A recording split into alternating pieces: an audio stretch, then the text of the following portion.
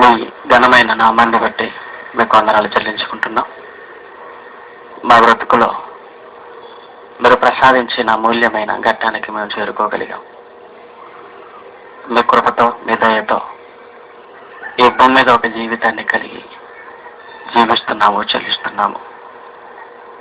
ఈ జీవితానికి మీరు ఇచ్చిన ఈ జీవ గ్రంథంలో ఉన్న వాటల్లోకి మేము వెళుతుండగా మీ సహాయాన్ని మాకు అందించండి.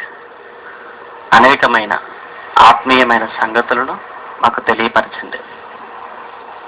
కేవలం విని వెళ్ళిపోయేవారుగానే కాక వింటున్న మీ మాట ప్రకారం సమాజంలో బ్రతకగలిగి మీకు ఆనందాన్ని కలిగించి మీ చెంతకు చేరే భాగ్యాన్ని మా అందరికీ ప్రసాదించమని క్రీస్తు నామాన్ని ప్రార్థన అడుగుతున్నాము తండ్రి. ఆమేన్. ప్రియమైన దేవుని పిల్లలారా, ప్రతి నెల ఈ మహబూబ్ పట్టణంలో నిర్వహిస్తున్న ఈ లేఖనాల పరిశోధన సదస్సుకు విచ్చేస్తున్న మీ అందరిని బట్టి ఎంతగానో ఆనందపడుతూ వాక్యం పట్ల మీకున్న ఆసక్తికి, దేవుని పట్ల మీకున్న ప్రేమకు ఎంతగానో సంతోషపడుతున్నాం.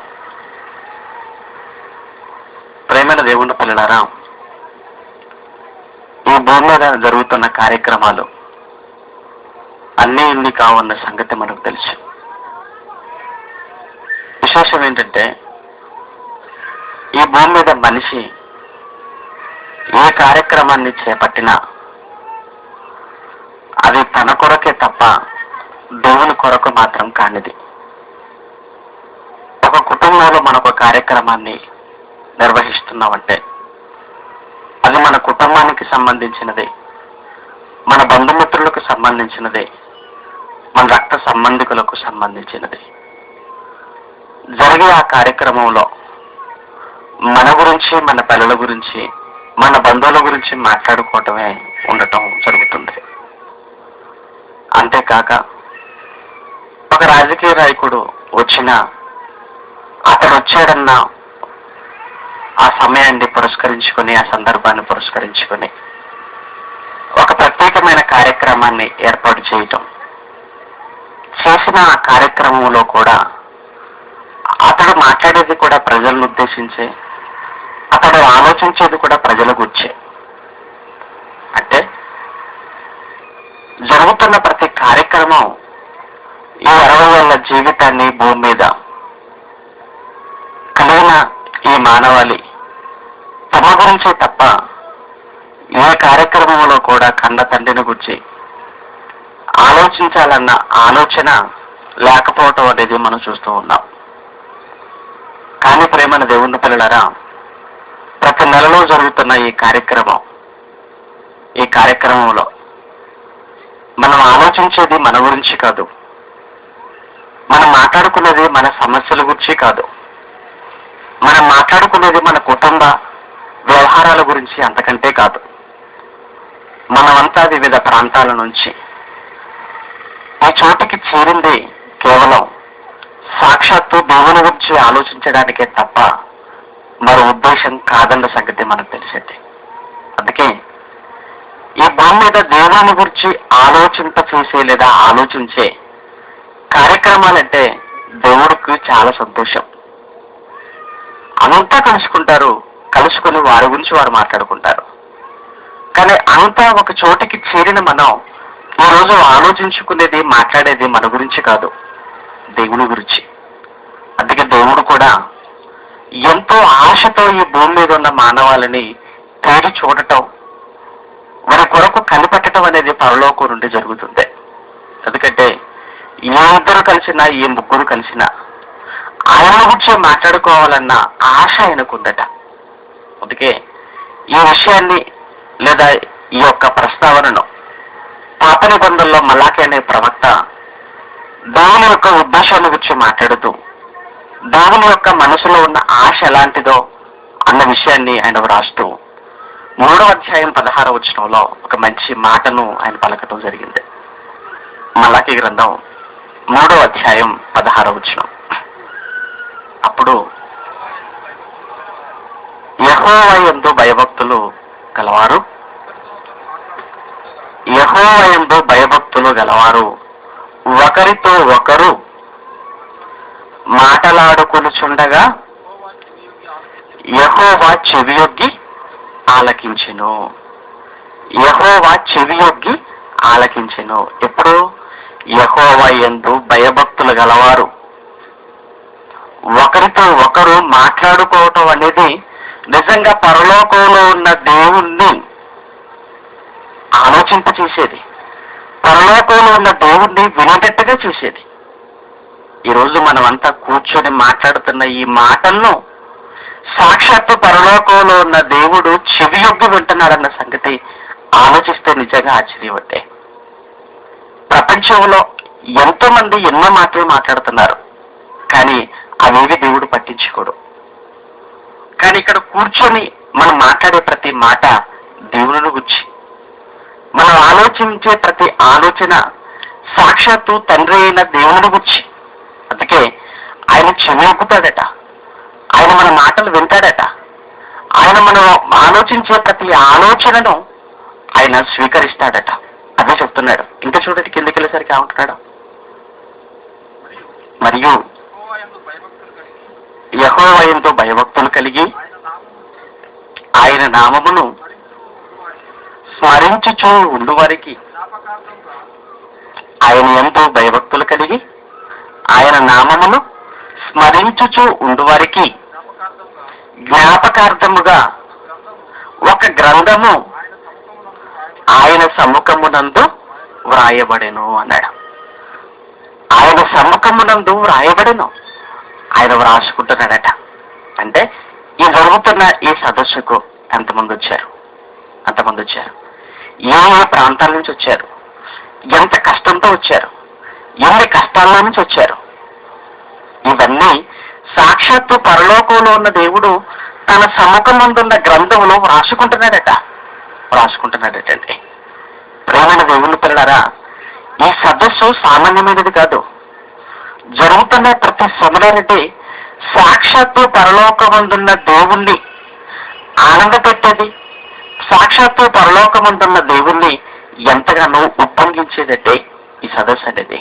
ఎందుకంటే మనుషులు ఎక్కడ కలుసుకున్నా, ఎక్కడ కూడుకున్నా వారి గురించి మాట్లాడతారు. దేవుని గురించి మాట్లాడేది ఎవరంటే?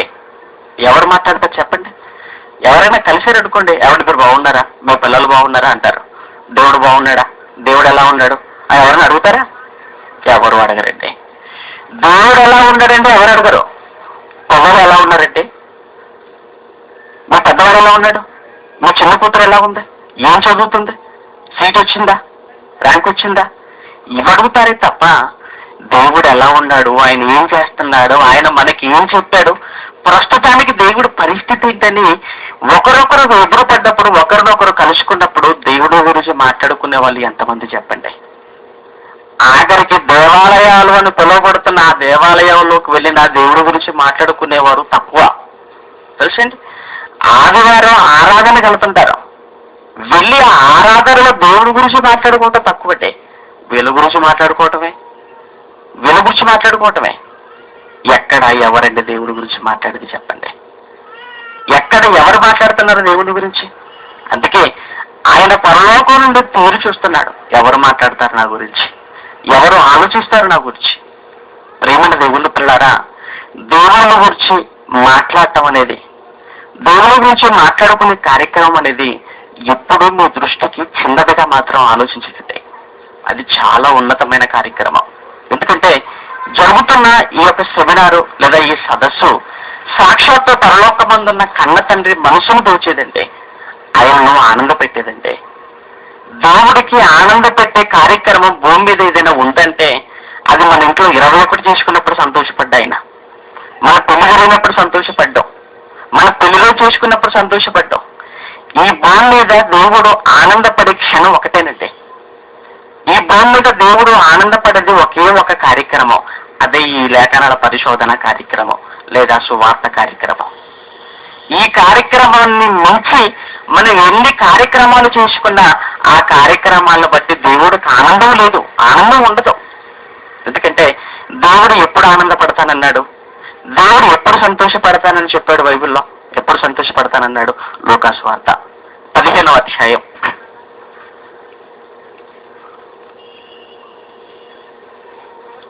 లూకా రాసిన సువార్త 15వ అధ్యాయం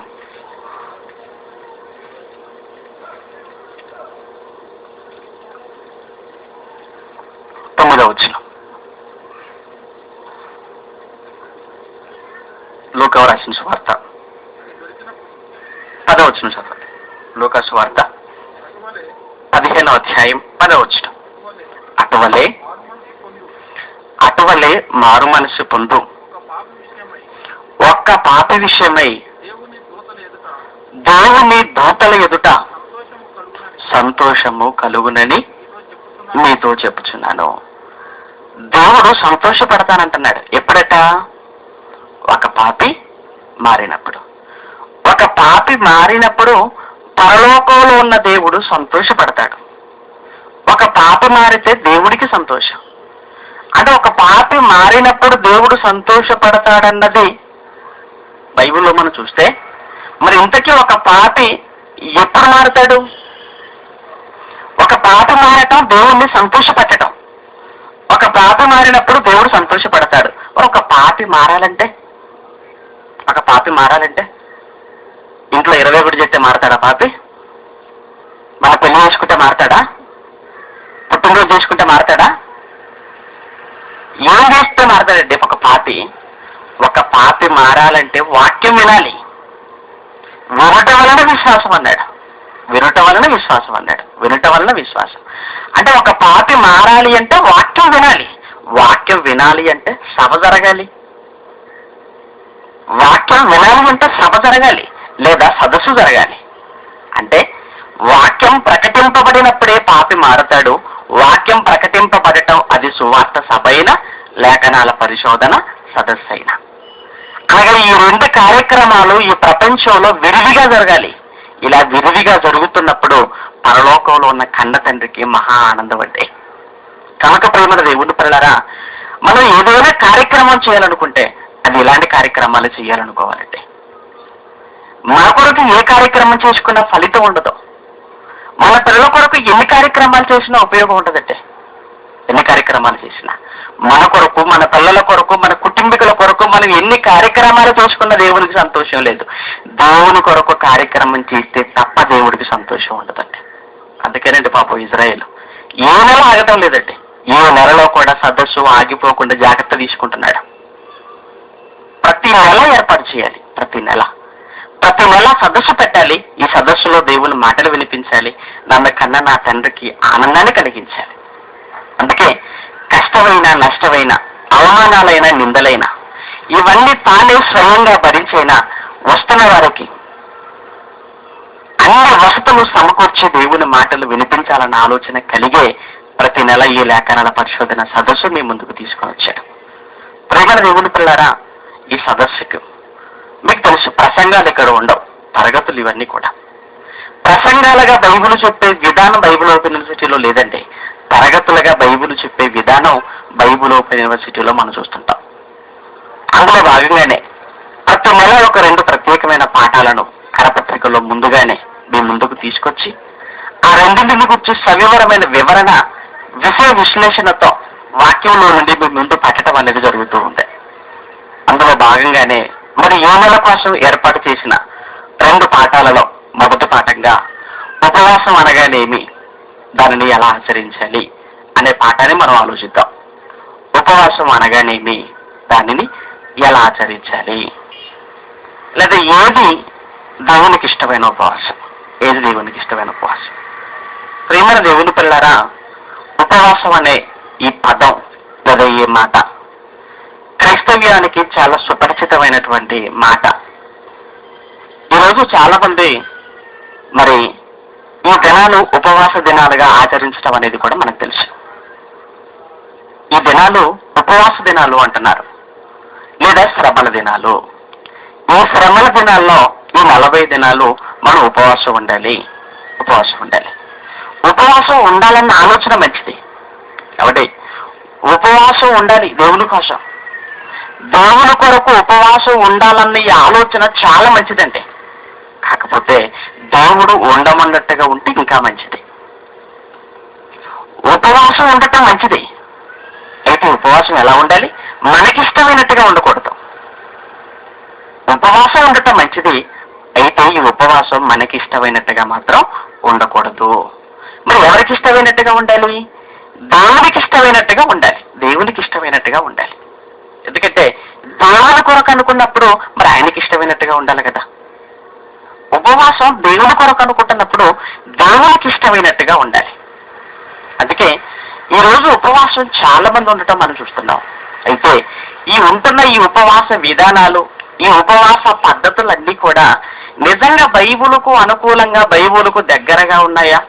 బైబిలుకు అనుకూలంగా ఉన్నాయా? వీరికి అనుకూలంగా ఉపవాసాన్ని మార్చేసుకున్నారా అన్నదే వాక్యంలో నుంచి మనం ఆలోచించాలంటే. ఎందుకంటేనండి ఏది మనం గుడ్డిగా చేయకూడదండి. ఎందుకంటే సాక్షాత్తు దేవుడు వాక్యాన్ని మన చేతికిచ్చిన తర్వాత కూడా వాక్యంలో ఏముందో పక్కన పెట్టి ఎవరో చెప్పింది నమ్మి అదే నిజం అనుకొని మనం ఆచరించడం ఎంతవరకు సబబో మీరే ఆలోచించండి. ఎవరో చెప్పిన దాన్ని మనం నమ్మటం ఎందుకంటే వాక్యాన్ని దేవుడు మనకి ఇచ్చిన తర్వాత వాక్యాన్ని మనకు అర్థమయ్యేటట్టుగా వ్రాయించి మనకి ఇచ్చాడు. మనకు అర్థమయ్యే భాషలో కాకుండా గ్రీకు భాషలో బైబిల్ ఇచ్చాడు అనుకోండి, ఏం అర్థమయ్యేదండి? మనకు ఏం అర్థమయ్యేదంటారు చెప్పండి. అందుకే మనకు అర్థమయ్యే విధంగా, అర్థమయ్యే రీతిలో దేవుడు వాక్యాన్ని పొందుపరిచి మనందరి చేతికి ఇవ్వటం అనేది నిజంగా మన అదృష్టం. అందుకే వాక్యం మన చేతికి వచ్చిన తర్వాత ఏ విషయంలో కూడా మనం మోసపోవడానికి వీల్లేదు. ఏ విషయంలో మోసపోవద్దు. ఏ విషయంలో అందుకే ఎప్పుడు చెబుతున్నామంటే ఏ విషయంలో మోసపోయినా పర్వాలేదు, కానీ వాక్యం విషయంలో మాత్రం మోసపోకూడదు అనుకుంటాం. ఏ విషయంలో మోసపోయినా పర్వాలేదంటే ఏ విషయంలో, కానీ వాక్యం విషయంలో మాత్రం ఎట్టి పరిస్థితుల్లో మోసపోకూడదు. ఎందుకు? వాక్యం విషయంలో మోసపోయామా? వాక్యం విషయంలో మోసం జరిగిపోయిందా? ఆత్మ వెళ్ళేది పరలోకానికి కాదు, పాతాళ గుండానికి. అంటే వెంటనే ఈ వాక్యం సరైనది కాకపోతే, మనం చేస్తున్న ఈ పద్ధతులు, ఈ ఆచారాలు వాక్యానికి అనుకూలం కాకపోతే ఇందులో నుంచి మనం వెళ్ళేది సరాసరి పాతాళానికి తప్ప పరలోకానికి మాత్రం కాదండి. అందుకే యేసు వింటున్న అందరితో ఆనాడే హెచ్చరికను జారీ చేయటం మనకు తెలిసిందే. ఏమన్నాడు ఆయన? ఇదిగో మీరు ఏమి వినుచున్నారో జాగ్రత్తగా చూసుకోండి అన్నాడు. మీరు ఏమి వింటున్నారో జాగ్రత్తగా చూసుకోండి, జాగ్రత్త జాగ్రత్త అన్నాడు. ఎంత జాగ్రత్త చెప్పాడండి వింటున్న వారికి. వాక్యం వింటున్న వారికి ఎంత జాగ్రత్త చెప్పాడు. చెబుతున్న వారే జాగ్రత్తగా చెప్పాలి, వింటున్నవారు కూడా జాగ్రత్తగా వినాలి. ఆ తర్వాత జాగ్రత్తగా బైబిల్ ముందు పెట్టి చూడాలంటే జాగ్రత్తగా చూడాలి. ప్రేమన దేవుని పిల్లలారా, ఈరోజు ఉపవాసం అనగానే అందరూ అనుకుంటున్నది ఏంటంటే భోజనం మానుకోవటం ఉపవాసం. ఇదేనండి అందరికీ అర్థమైంది. అంతే కదండి. ఒక పూట భోజనం మానివేసి ప్రార్థనలో ఉండటం ఇదే ఉపవాసం అనుకుంటున్నారు, ఇదే ఉపవాసం అనుకుంటున్నారు. మరి నిజంగా ఒక పూట భోజనం మానివేసి ప్రార్థనలో ఉండటమే ఉపవాసమా? ఇదే ఉపవాసమా? ఇదే ఉపవాసమా? కాదండి. కానీ ఈ ఉపవాసం అనేది ఎన్ని దినాలు ఉండాలి? ఉపవాసం ఏమైనా దినాలతో పరిమితమైనదా? చాలా మంది 40 అంటుంటారు. అంటే 40 దినాలు ఉపవాస దినాలు అయిపోతే ఇంకా ఉపవాసం ఉండాల్సిన పని లేదనమాట. 40ఏనా? శ్రమలు కూడా 40 అనుకుంటున్నారంటే, శ్రమలు కూడా 40 అంటున్నారు.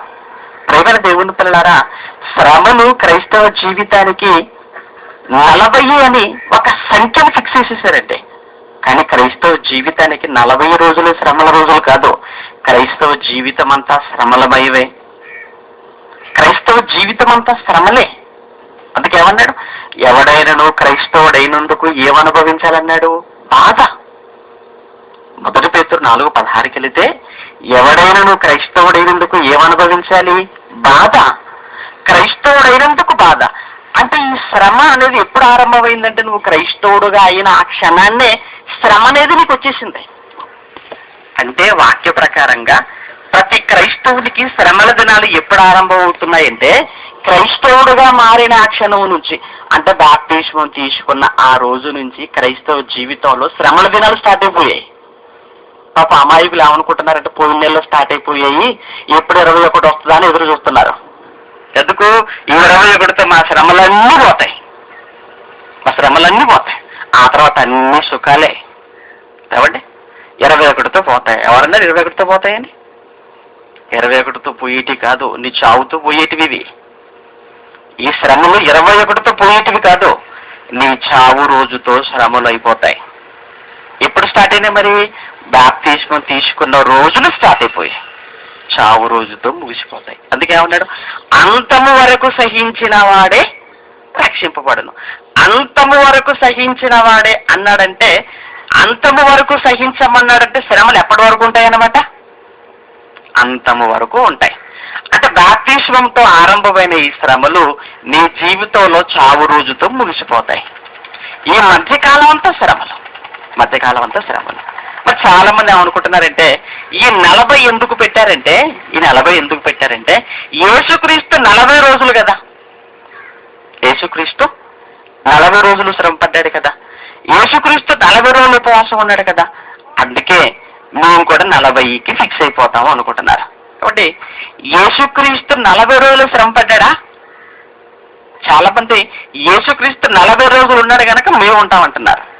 యేసు 40 రోజులు శ్రమ పడ్డాడండి. యేసుక్రీస్తు 40 రోజులేనా? అంటే 40 రోజులే శ్రమ పడ్డాడంటే మిగతా రోజులు సుఖపడ్డాడనే కదా మరి. 40 రోజులు శ్రమ పడ్డాడండి యేసుక్రీస్తు అని చాలా మంది అంటుంటారు. 40 రోజులే యేసుక్రీస్తు శ్రమ పడ్డాడా?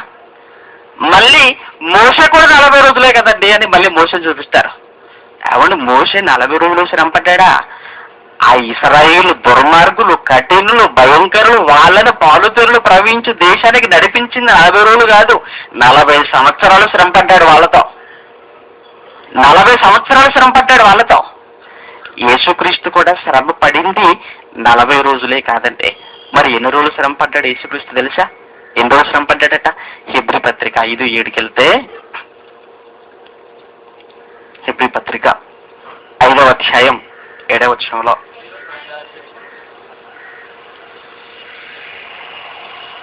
యేసుక్రీస్తు గురించి మాట్లాడుతూ పౌలు గారు యేసుక్రీస్తు ఎన్ని రోజులు శ్రమ పడ్డాడో చెప్తున్నాడండి. ఏమంటున్నాడండి? యేసుక్రీస్తు శరీరధారి అయి ఉన్న దినములలో అని బ్రాకెట్లో 40 అని రాశాడా? 40 అని రాశాడండి. శరీరధారి అయి ఉన్న దినములలో అంటే ఎన్ని దినాలు ఉన్నాడు? శరీరంతో 40 రోజులు ఉన్నాడా? 33.5 సంవత్సరాలు ఉన్నాడండి. అంటే యేసుక్రీస్తు శరీరముతో 33.5 సంవత్సరాలు ఉన్నాడనమాట. ఇప్పుడు శరీరధారి అయిన దినములలో దగ్గర 33.5 సంవత్సరాలను పెట్టి చదివాం అనుకోండి. ఇప్పుడు 33.5 అని పెట్టి చదివాం అనుకోండి. అంటే 33.5 సంవత్సరాల కాలములో, లేదంటే బ్రతుకంతా అదే కదండి ఆయన జీవితం, 33.5 సంవత్సరాలతో ముగిసిపోయింది. అయితే యేసు తన బ్రతుకంతా శరీరధారి అయిన దినములలో మహారోదనతోనూ కన్నీళ్లతోనూ, అంటే యేసుకు బ్రతుకంతా రోదన, యేసుకు బ్రతుకంతా కన్నీళ్ళు. ఆయన జీవిత కాలమంతా శ్రమ పడితే 40 అని 40కి మాట్లాడుతున్నారు ఏంటండి మరి? 40 అంటున్నారు ఏంటి మరి? కనుక ప్రేమైన దేవుని పిల్లలారా, యేసుక్రీస్తు శ్రమ పడింది 40 కాదు, మనల్ని శ్రమ పడమని చెప్పింది కూడా 40 కాదు. ఆయన జీవితం అంతా శ్రమ పడ్డాడు, మనలను కూడా జీవిత కాలం అంతా శ్రమ పడమన్నాడు. అందుకే లూకా 9:23కి వెళ్ళేది ఏమన్నాడు తెలుసా అంటే? 9:23లో, లూకా 9:23 వచ్చిన,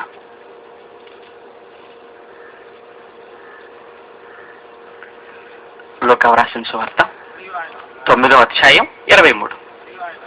మరియు ఆయన అనగా యేసుక్రీస్తు అందరితో ఇట్లా, అందరంటే పాస్టర్స్, సంఘ పెద్దలు, విశ్వాసులు అందరూ అన్నమాట, అందరితో, ఆయన నమ్మిన వారందరితో అని, ఆయన అందరితో ఇట్లా నేను ఎట్లు, ఇదిగో ఎవడైనను నన్ను వెంబడింప కోరిన ఎడల, ఎవడైనను నన్ను వెంబడింప కోరిన ఎడల తన్ను తాను ఉపేక్షించుకొని ప్రతి దినము అన్నాడా?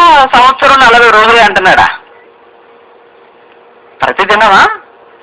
ప్రతిదినమా? సంవత్సరంలో 40యా? ప్రతిదినమట, ప్రతిదినము.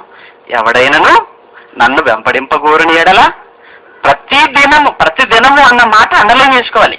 ప్రతిదినము, ప్రతిదినము తన సిలువనెత్తుకొని, సిలువ శ్రమకు సాదృశ్యం అయితే, సిలువ శ్రమకు సాదృశ్యం అయితే అంటే ప్రతి దినము శ్రమ పడుతూ అని, అంతే కదండి, ప్రతి దినము శ్రమ పడుతూ అని, ప్రతి దినము తన సిలువనెత్తుకొని అంటే ప్రతి దినము శ్రమ పడుతూ నన్ను వెంబడించాలి అన్నాడు. నన్ను వెంబడించాలి అన్నాడు. అంటే క్రైస్తవుడికి రోజు శ్రమేనా? రోజు శ్రమే. రోజు శ్రమ లేదంటే అర్థం ఏంటి? నువ్వు క్రైస్తవుడు కాదనమాట, నకిలీ క్రైస్తవుడి, నకిలీ అనమాట. నిజంగా ఆయన్ను వెంబడించేవాడు అయితే, ఆయనను వెంబడించే క్రైస్తవుడు అయితే శ్రమ ఉంటుంది. క్రైస్తవుని చెప్పుకుంటూ ఎవరితో సహవాసం? అపవాదితో. అందుకే శ్రమ లేదు, అందుకే శ్రమ లేదు. సిలువనెత్తుకొని అన్నాడండి, సిలువనెత్తుకొని అన్నాడు. సిలువనెత్తుకొని, సిలువను మోసుకొనని కాదు. మనులు ఏం చేశారంటే మంచిగా సిలువను, బంగారు సిలువ, వెండి సిలువ, ఇత్తడిది, ప్లాస్టిక్ది, మంచిగా సిలువలన్నీ చేసుకొని చక్కగా మెడలు వేసుకొని సిలువ మోపుతున్నాం కదా అనుకుంటున్నారు. మోయమన్నాడా ఎత్తుకోమన్నాడా? ఎత్తుకోమన్నాడా మోయమన్నాడా? మెడలు వేసుకోమన్నాడా? ఏం చేయమన్నాడండి? ఎత్తుకోమన్నాడు. ఎత్తుకోమన్నాడంటే ఎంత బరువు అండి? ఎత్తుకోమన్నాడంటే అది బరువా కాదా? చాలా బరువు. శ్రమ, చాలా పెద్ద పెద్ద శ్రమలండి, చాలా శ్రమలు అనమాట. మనం ఏం చేసాం? తేలిగ్గా ఉండే సిలువను చేయించుకొని, సిలువ ఆకారాన్ని చేయించుకొని చేతులకు, మెడలకు, కాళ్ళకు, నడుముకు, ఇంట్లో ఎక్కడ పడితే అక్కడ తగిలించేసాం. ఇది కాదండి, నిన్నెత్తుకోమంటున్నాడు. అంటే నిన్ను శ్రమ పడమంటున్నాడు. నువ్వు శ్రమ పడుతూ ఆయన వెంబడిస్తే మళ్ళీ ఈ సిలువ అవసరం లేదు. ఈ ఆకారం సిలువ శ్రమకు గుర్తు కదా. కనుక ప్రేమ దేవుని పిల్లలారా, 40 అన్నమాట చాలా తప్పు. 40 కాదు, బ్రతుకంతా శ్రమ పడమన్నది యేసు మాట. బైబిల్ చెప్పింది క్రైస్తవుడైనందుకు జీవితకాలం అంతా శ్రమ, శ్రమ అంటే. కనుక ఉపవాసం కూడా 40 రోజులు ఉండాలన్నది కూడా సరైనది కాదండి. ఎక్కడున్నది 40 రోజులు ఉపవాసం ఉండమని? 40 రోజులు ఉపవాసం ఉండమని ఎక్కడుంది చెప్పండి?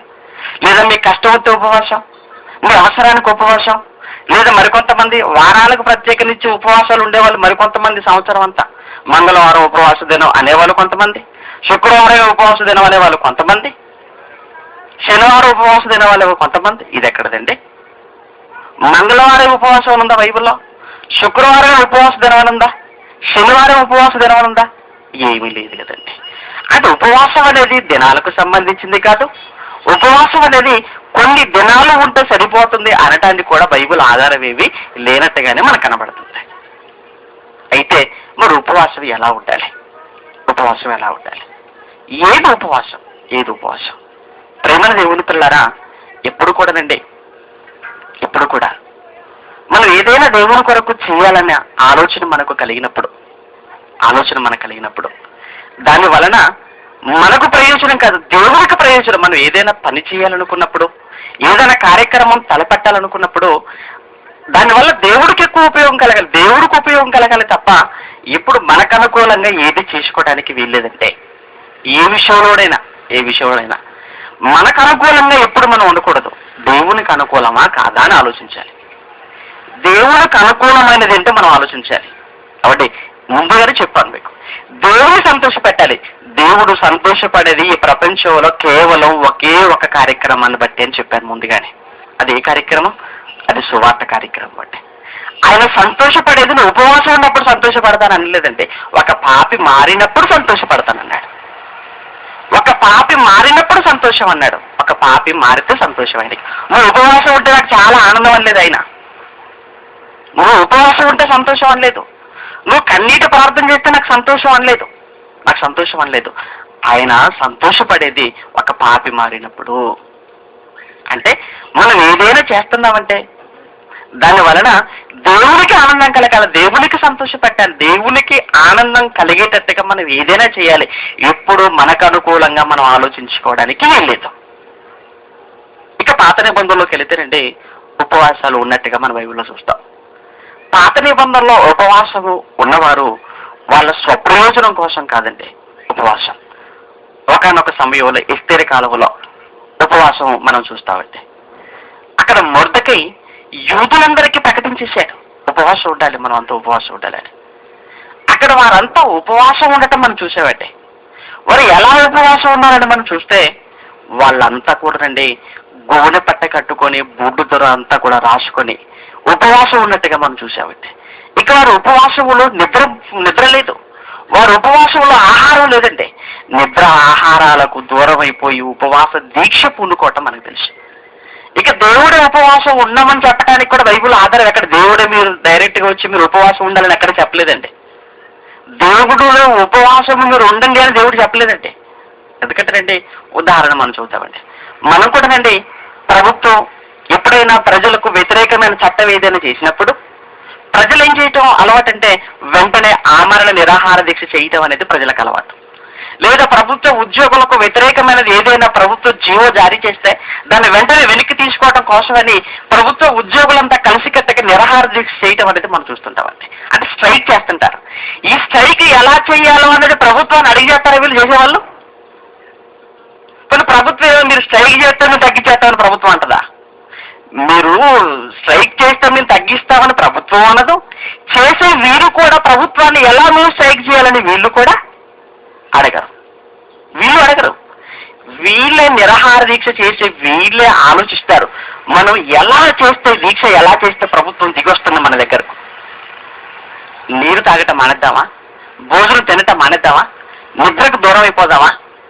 ఏం చేస్తే దిగుతుంది ప్రభుత్వం అని వీరు ఆలోచించి ప్రభుత్వ నిర్ణయాన్ని మార్చడానికి ఏం చేస్తే బాగుంటుందో ఆలోచించి వీరే ఉపవాస దీక్షలు ఉండటం అనేది మనం చూస్తున్నామండి. పాత నిబంధనలో కూడా జరిగింది అదేనండి. దేవుడు ఇలానే మీరు ఉపవాసం ఉండాలని చెప్పలేదండి, ఎలా ఉండాలని చెప్పలేదండి. వీరిగా ఆలోచించారండి. వీరిగా ఆలోచించి ఏం చేశారు? మొర్దెకై మనమంతా ఉపవాసం ఉందాం, మనమంతా ఉపవాసం. ఎందుకు? హామాను పన్నిన కుట్రకు యూద జాతంతా కూడా నాశనానికి వెళ్ళిపోబోతుంది. ఇప్పుడు హామాను మన మీద కుట్ర పన్నాడు. హామాను పన్నిన ఈ కుట్రతో యూదులందరూ కూడా సర్వనాశనం.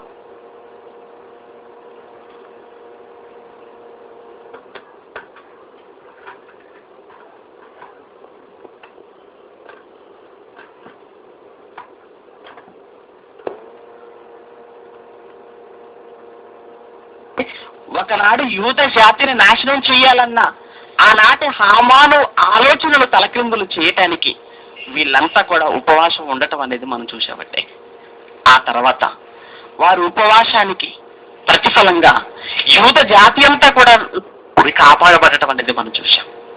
అదేవిధంగా యోనా కాలంలో నినవే పట్టణ ప్రజలు కూడా తమ పాపపు కార్యక్రమాలన్నీ మానేశారట, తమ పాప జీవితాన్ని విడిచిపెట్టారట. నినవే నాశనం కాబోతుంది, దేవుని ఉగ్రత రాబోతుంది అని ఎప్పుడైతే యోనా వెళ్ళి నినవే పట్టణ ప్రజలకు ఈ వార్తను అందించేశాడో వెంటనే రాజు సైతం సింహాసనాన్ని విడిచిపెట్టి మంత్రులు సైతం వారి అధికారాలను పక్కన పెట్టి గోనె పట్ట కూర్చొని బూడిదలో పరుండిపోయింది. ప్రజలంతా కూడా అన్నీ కూడా ఆఖరికి వారి ఇళ్లలో ఉండే జంతువులు పక్షులు వాటిని కూడా ఉపవాసం ఉంచేశారంటే అలా ఉన్నారండి. మరి ఉపవాసం పాత నిబంధనలు అలా చూసామండి. మరి ఈరోజు మనం ఉపవాసం ఉంటున్నామండి. వాళ్ళు నిద్రకు దూరం అయిపోయారు, ఆహారానికి దూరం అయిపోయారు, పానీయాలకు దూరం అయిపోయారు. మరి ఈరోజు మనం దేనికి దూరం అవుతున్నాం? ఒక్క భోజనం మానేసుకుంటే చాలు ఉపవాసం అయిపోతుంది. ఒక ఆయన అడిగితే ఏమన్నా మీరు ఉపవాస దినాలు కదా, మరి ఉపవాస దినాలను ఎలా పాటిస్తున్నారు అని అంటున్నాడు. ఏమీ లేదండి, ఉదయం లేవగానే చక్కగా బ్రష్ చేసుకుంటాను, ఆ తర్వాత లైట్గా పాలు తీసుకుంటాను, టిఫిన్ చేయను, పాలు తీసుకుంటాను, ఆ తర్వాత డ్యూటీకి వెళ్తాను. డ్యూటీకి వెళ్ళిపోగానే 11, 12 ఆ టైంలో బయటకు వచ్చి మంచి 2 మిక్స్డ్ ఫ్రూట్ జ్యూస్ తాగుతాను. ఏమవుతాడట? ఫ్రూట్ జ్యూస్ బలం కోసం. ఆ తర్వాత 2 కాగానే మంచిగా భోజనం చేస్తానంట. ఎక్కడ ఉపవాసం ఉన్నాడండి? మరి ఉపవాసం ఎక్కడ? ఉదయం లేవగానే పాలు తాగాడు, చక్కగా డ్యూటీకి వెళ్ళిపోయి మంచి మిక్స్డ్ ఫ్రూట్ జ్యూస్, టిఫిన్ కంటే బలం అండి జ్యూసు. దాన్ని తినడానికి బలం శక్తి ఈ పండు జ్యూస్ వల్ల వచ్చేస్తుంది. మంచి బలాన్ని తీసుకున్నాడు, బలీయమైన పౌష్టిక ఆహారాన్ని తీసుకొని మళ్ళీ పైగా ఉపవాసం ఉంటున్నాడట. ఇది ఉపవాసం అండి? ఇది ఉపవాసమా? అసలు ఉపవాసం ఉన్న పాత నిబంధనలో ఉన్నవారు వాళ్ళలా ఉన్నారు. కానీ యేసుక్రీస్తు ఉన్నాడు కదా మేము ఉండాలంటే, యేసుక్రీస్తు ఇలానే ఉన్నాడు. ఆయన కూడా ఉదయం లేవగానే మంచిగా పాలు తాగి, ఆ తర్వాత 11, 12 కాగానే మంచిగా జ్యూస్ తీసుకొని, 2 కాగానే మళ్ళీ భోజనం చేసి, ఇలా ఉన్నాడండి యేసుక్రీస్తు ఏమైనా? లేదు కదండి. ఆ దినములలో ఆయన ఏమీ తినలేదండి. ఆ దినములలో ఆయన ఏమీ తినలేదట. ఆ దినములలో ఏమీ తినలేదు అంటే ఆయన వెళ్ళలేదు కనుక మేము తాగుతున్నామంటారా? ఆయన ఏమీ తినలేదంటే ఆయన ఏమీ తినలేదండి అంటే తాగాడు అందుకే మేము తాగుతున్నాము అని ఏ రకంగా మాట్లాడతారా? కాబట్టి తింటే కదండి తాగటం, తింటే కదా తాగేది, తింటే కదా తాగేది. ఆయన ఏమీ తినలేదు, ఏమీ తాగలేదండి. అలా ఉన్నాడండి. పోనీ ఆయన ఎప్పుడున్నాడండి? ఎప్పుడున్నాడు తెలుసా యేసుక్రీస్తు ఉపవాసం? ప్రతి సంవత్సరం 40 రోజులు ఉన్నాడా? ప్రతి సంవత్సరం ఆ ఒక్కసారి ఉన్నాడు. అది ఏ టైంలో ఉన్నాడు? బాప్తిస్మం తీసుకున్న వెంటనే ఉపవాసం ఉన్నాడు. బాప్తిస్మం తీసుకున్నాడు, అరణ్యానికి కొనుక్కోబడ్డాడు, అరణ్యములు 40 రోజులు ఉపవాసం ఉన్నాడు. మళ్ళీ ఆ తర్వాత సంవత్సరంలో మళ్ళీ 40 రోజులు ఎక్కడైనా ఉపవాసం ఉన్నాడు ఆయన? లేడు. అంటే నువ్వు నిజంగా ఉపవాసం ఉంటే నువ్వు ఎప్పుడు ఉండాలి? బాప్తిస్మం తీసుకున్న తర్వాత ఉండు. అంతే కదండి. మరి బాప్తిస్మం తీసుకున్న తర్వాత ఉండు. ఆయన అప్పుడే ఉన్నాడు. ఆయన అలా ఉన్నా మరి ఏమీ తినలేదు. మరి నువ్వు సగం తిని సగం ఉపవాసం చేద్దావా? సగం తిని సగం తాగి సగం ఉపవాసమా? వద్దు. ఆయన ఏం చేస్తే చేయాలనుకున్నప్పుడు అలానే చేయాలి. ఆయన ఉండాలండి. నిన్ను ఉండమన్నాడా? ఇదిగో నేను కూడా ఉన్నాను కనుక మీరు కూడా ఉండనన్నాడా? అనలేదు. మరి ఆయన ఉన్నాడు తెలుసా అండి? ఇదిగో నేను మీకోసం ప్రాణం పెడుతున్నాను కనుక మీరు మీ సహోదరుల కోసం అది చెప్పింది ఆయన. అది మాత్రం చేయరు, ఎందుకంటే ప్రాణం కదా. మరి అది మాత్రం చేయరు. ఆయన చెయ్యమని చేయరు. ఆయన ఏది వద్దంటాడో, దేని గురించి మాట్లాడలేదు, దాని గురించి మాత్రం వీళ్ళు పట్టుకుంటున్నారు. అందుకే ఉపవాసం అనేది వీళ్ళకి అనుకూలంగా మార్చేసుకున్నారండి. వీళ్ళకి అనుకూలంగా సంవత్సరంలో ఏ రోజు నుంచి స్టార్ట్ చేయాలో వీళ్ళు డిసైడ్ చేసుకున్నారు. దేవుడు డిసైడ్ చేశాడండి. ఈ 20 డేస్ ఎప్పుడు దేవుడు పెట్టాడు? ఇవి లేదు, దేవుడు స్టార్ట్ చేసింది కదా, దేవుడు పెట్టింది కదా. ఇది వీళ్ళు పెట్టుకున్నారు.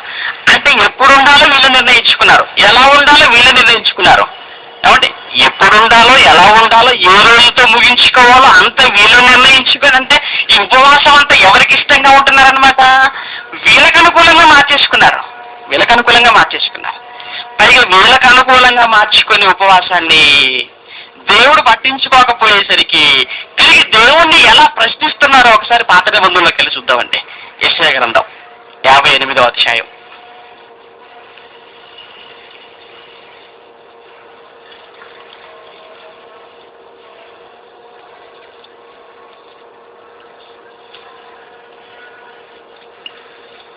యెషయా గ్రంథం 58వ అధ్యాయం 3వ వచనం నుంచి. ఇదిగో మేము ఉపవాసం ఉండగా దేవుడా ఏంటి నీ సంగతి? నువ్వేం చేస్తున్నావు ఇప్పుడు? ఇవి ఏ దినాలు అనుకుంటున్నావు? మర్చిపోయావా? ఇవి ఉపవాస దినాలు. నువ్వేం చేస్తావు ఈ ఉపవాస దినాలలో? నువ్వు ఉపవాసం ఉంటున్నావు. మేము ఉపవాసం ఉంటున్నావు. ఎలా ఉంటున్నారు? సగం తిని సగం. అదే కదండి, మేము ఉపవాసం ఉంటున్నావు. అయితే మేము ఉపవాసం ఉండగా నువ్వెందుకు చూడవు? ఇదేంటంటే మేము ఉపవాసం ఉండగా నువ్వెందుకు చూడవని దేవుణ్ణి ప్రశ్నించేస్తున్నారు. దేవుణ్ణి ప్రశ్నిస్తున్నారట వీళ్ళు. మేము ఉపవాసం ఉంటున్నాం, నువ్వెందుకు చూడవు? కొన్ని ఉపవాసం దేవుడి కోసం ఉంటే దేవుడు చూసేవాడు. ఉపవాసం ఎవరి కోసం ఉంటున్నారు వీళ్ళు? దేవుడి కోసమా? ఉపవాసం దేవుడి కోసమా? లేదంటే పరీక్షల టైం, అమ్మాయి మంచి మార్కులతో పాస్ అవ్వాలి, అందుకే నేను ఉపవాస ప్రార్థనలో ఉంటాను. అమ్మ నువ్వు పరీక్షకి వెళ్ళు, నేను ఉపవాసం ఉంటాను. అనారోగ్యం వచ్చేసింది, ఉపవాసం ఉండి ప్రార్థన చేస్తాను. అంటే వీళ్ళు ఉపవాసాలన్నీ దేవుడి కోసం కాదు, ఎవరి కోసం? వీళ్ళ కోసమే. వీళ్ళ అవసరాల కొరకు ఉపవాసం ఉంటూ దేవుడు చూడకపోయేసరికి మళ్ళీ దేవుడిని ప్రశ్నిస్తూ ఏంటి నువ్వు చూడట్లేదు అంటున్నారట. అందుకే వీళ్ళ అవసరాల కొరకు ఉపవాసం ఉంటారని తెలుసుకున్న దేవుడు ముందుగానే దేవుడి కొరకు ఉంటారో ఎందుకు లక్ష్య పెట్టడం అన్న సంగతిని కూడా చెప్పాడండి జకర్యా గారి ద్వారా. ఒకసారి ఆ మాట చూసుకుని ఇక్కడికి వద్దాం. జకర్యా గ్రంథం 7వ అధ్యాయం. జకర్యా గ్రంథం 7వ అధ్యాయం 5వ వచనం. దేశపు జనులందరికీ ఇదిగో యాజకులకును ఈ మాట తెలియచేయవాడు. దేశపు జనులందరికీ అందరికీ, ఉపవాసం ఉంటున్న వారందరికీ, అందులో పాస్టర్స్ కూడా, యాజకులందరికీ నీవు ఈ మాట తెలియచేయాలయ్యా జకర్యా, ఈ మాట చెప్పాలి వాళ్ళకి. ఈ జరిగిన 70 సంవత్సరంలో ఏటేటా 5వ నెలను 7వ నెలను మీరు ఉపవాసం ఉంటున్నారు. ఏటేటా 40 రోజులు రాగానే మంచిగా ఉపవాసం ఉంటున్నారు గత కొన్ని సంవత్సరాలుగా, గత కొన్ని వందల సంవత్సరాలుగా ఏటేటా 40 రోజులు మీరు ఉపవాసం ఉంటున్నారు. అయితే దుఃఖం సలుపుచు వచ్చినప్పుడు నా ఎంతో భక్తి కలిగి, నిజంగా చెప్పండి, నా ఎంతో భక్తి కలిగి మీరు ఉపవాసం ఉన్నారా? మీరు ఈ 40 రోజుల ఉపవాసంలో ఉంటున్న మీరు నిజంగా నా ఎంతో భక్తి కలిగి మీరు ఉన్నారా? దేవుడికి అనుమానం వచ్చేసింది. దేవుడు అంటున్నాడండి, నిజంగా నా ఎంతో భయభక్తులు కలిగి ఉపవాసం ఉన్నారా? నిజంగా నేనంటే భయం ఉండి, నేనంటే భక్తి ఉండే నిజంగా మీరు ఉపవాసం ఉన్నారా? లేదు, మీ ఉపవాసాలు నా కోసం కాదు అని కింద మాట్లాడితే ఏమన్నాడు? ఇదిగో మరియు మీరు ఆహారము పుచ్చుకున్నప్పుడు స్వప్రయోజనము కొరకే కదా పుచ్చుకుంటుంది, స్వప్రయోజనం కొరకే కదా, స్వప్రయోజనం కొరకే కదా, అంటే మీ సొంత అవసరాల కొరకే కదా, మీ కొరకే కదా ఇదంతా కూడా చేస్తున్నారు. నా కొరకెవరు? నా కొరకే కదా, నా కొరకు కాదు అన్నాడు. అంటే వీరి కొరకు, వీరి అవసరాల కొరకు ఉపవాసం ఉంటూ దేవుడు చూడకపోయేసరికి తిరిగి దేవుడిని ఏమంటున్నారట? మేము ఉపవాసం ఉండగా నీవెందుకు చూడవు అంటున్నారట. మళ్ళీ మేము ఉపవాసం ఉండగా నీవెందుకు చూడవు? మేము మా ప్రాణములను ఆయాసపరచుకున్నాం. ఏం ఆయాసపరుచుకున్నాం? మేము మా ప్రాణములను ఆయాసపరుచుకున్నాక ఏం ఆయాసపరుచుకున్నారండి? ఉదయం మానేశారు, మధ్యాహ్నానికి తినలేదా? మధ్యాహ్నం తినలేదండి. ఉదయంది మధ్యాహ్నాన్ని కలిపి కొడతారా? ఉదయాన్ని ఖాళీ పెడతారా? ఉదయం తినలేదు అనుకోండి, మధ్యాహ్నం తింటే ఇప్పుడు కడుపు నిండా తినరండి, కడుపులో సగం ఖాళీ పెట్టుకుంటారా? ఇప్పుడు 2 పూటలు ఉపవాసం ఉన్నారు అనుకోండి, రాత్రి తినేటప్పుడు ఈ 2 పూటలు కలిపి కొడతారా, లేకపోతే 2 పూటలు కడుపులో అలా ఖాళీ పెడతారా? తినేస్తారు, కడుపు నిండా తింటారు, కడుపు నిండా తింటారు. మరి ఎక్కడ ఉపవాసం? ఉపవాసం ఎక్కడ? ఇప్పుడు నువ్వు తినకుండా ఉండటం వల్ల దేవుడికి ఏమైనా లాభమా, నీకు లాభమా? ఉదయం తినలేదండి, ఇక్కడ మిగిలిన ఆయనకే నీకా? ఎవరికి మిగిలింది? ఇంట్లో వండవలసిన బియ్యం ఉదయం వండలేదనుకో, మిగిలింది నీకా దేవునికా? ఉదయం ఒక 1/4 కేజీ మిగిలాయి, ఎవరికి మిగిలాయి? తినకపోయేసరికి మనకే మిగిలాయి. 2 పూటలు ఉన్నాం అనుకోండి, అంటే 1/2 కేజీ మిగిలింది అనమాట. ఎవరికి? దేవుడికా నీకా? నీకేమో దేవుడికేమి వచ్చింది దీనివల్ల? దేవుడికేమీ లేదు, దేవుడికేమీ లేదు. అలాంటప్పుడు మళ్ళీ దేవుడిని ఏమంటున్నారట? ఆయాసపరచు. ఎవరు ఆయాసపరుచుకోమన్నారు మరి నిన్ను? ఇప్పుడు ఏం ఆయాసపరుచుకున్నావు? దేవుడితో అంటున్నారట, మేము ఆయాసపరుచుకునగా నీవెందుకు లక్ష్య పెట్టవు అని అంటారట. ఆయన అంటారట. అప్పుడు దేవుడు అంటున్నాడు, మీ ఉపవాస దినమున మీరు మీ వ్యాపారం చేయదు. ఉపవాస దినం అంటున్నారు, మళ్ళీ ఉపవాస దినాన్ని మళ్ళీ ఏం చేస్తున్నారు? బిజినెస్ చేస్తున్నారు. ఉపవాస దినం అంటున్నారు, ఉపవాస దినం. నిజంగా ఒకసారి ఎస్తేరు కాలంలో వారు చేసిన ఉపవాసాన్ని మీరు ఆలోచించండి. యోనా కాలంలో నినివే పట్టణ ప్రజలు చేసిన ఉపవాసాన్ని మీరు ఆలోచించండి. ఉపవాసానికి పూనుకున్నది మొదలు ఉపవాస దీక్షను విరమించేంత వరకండి. మధ్యలో వ్యాపారాలకు వెళ్ళిపోయారా? పనుల్లోకి వెళ్ళిపోయారా? ఎక్కడికి వెళ్ళిపోయారు చెప్పండి? ఎక్కడికి వెళ్ళలేదండి, ఎక్కడికి వెళ్ళలేదు. నిజంగా దీక్షకు పూనుకుంటేనండి, ఆ దీక్ష విరమించాలంటే ప్రభుత్వం దిగి రావాలంటే దిగి వచ్చి మీ కోరికలన్నీ కూడా మీకు తీర్చుతామండి. అంతేకాని నిమ్మరసం తీసుకొచ్చి ఇస్తే తాగితే అప్పుడు కానీ ఈ దీక్ష విరమణ, అప్పుడు కానీ తెరపడదు.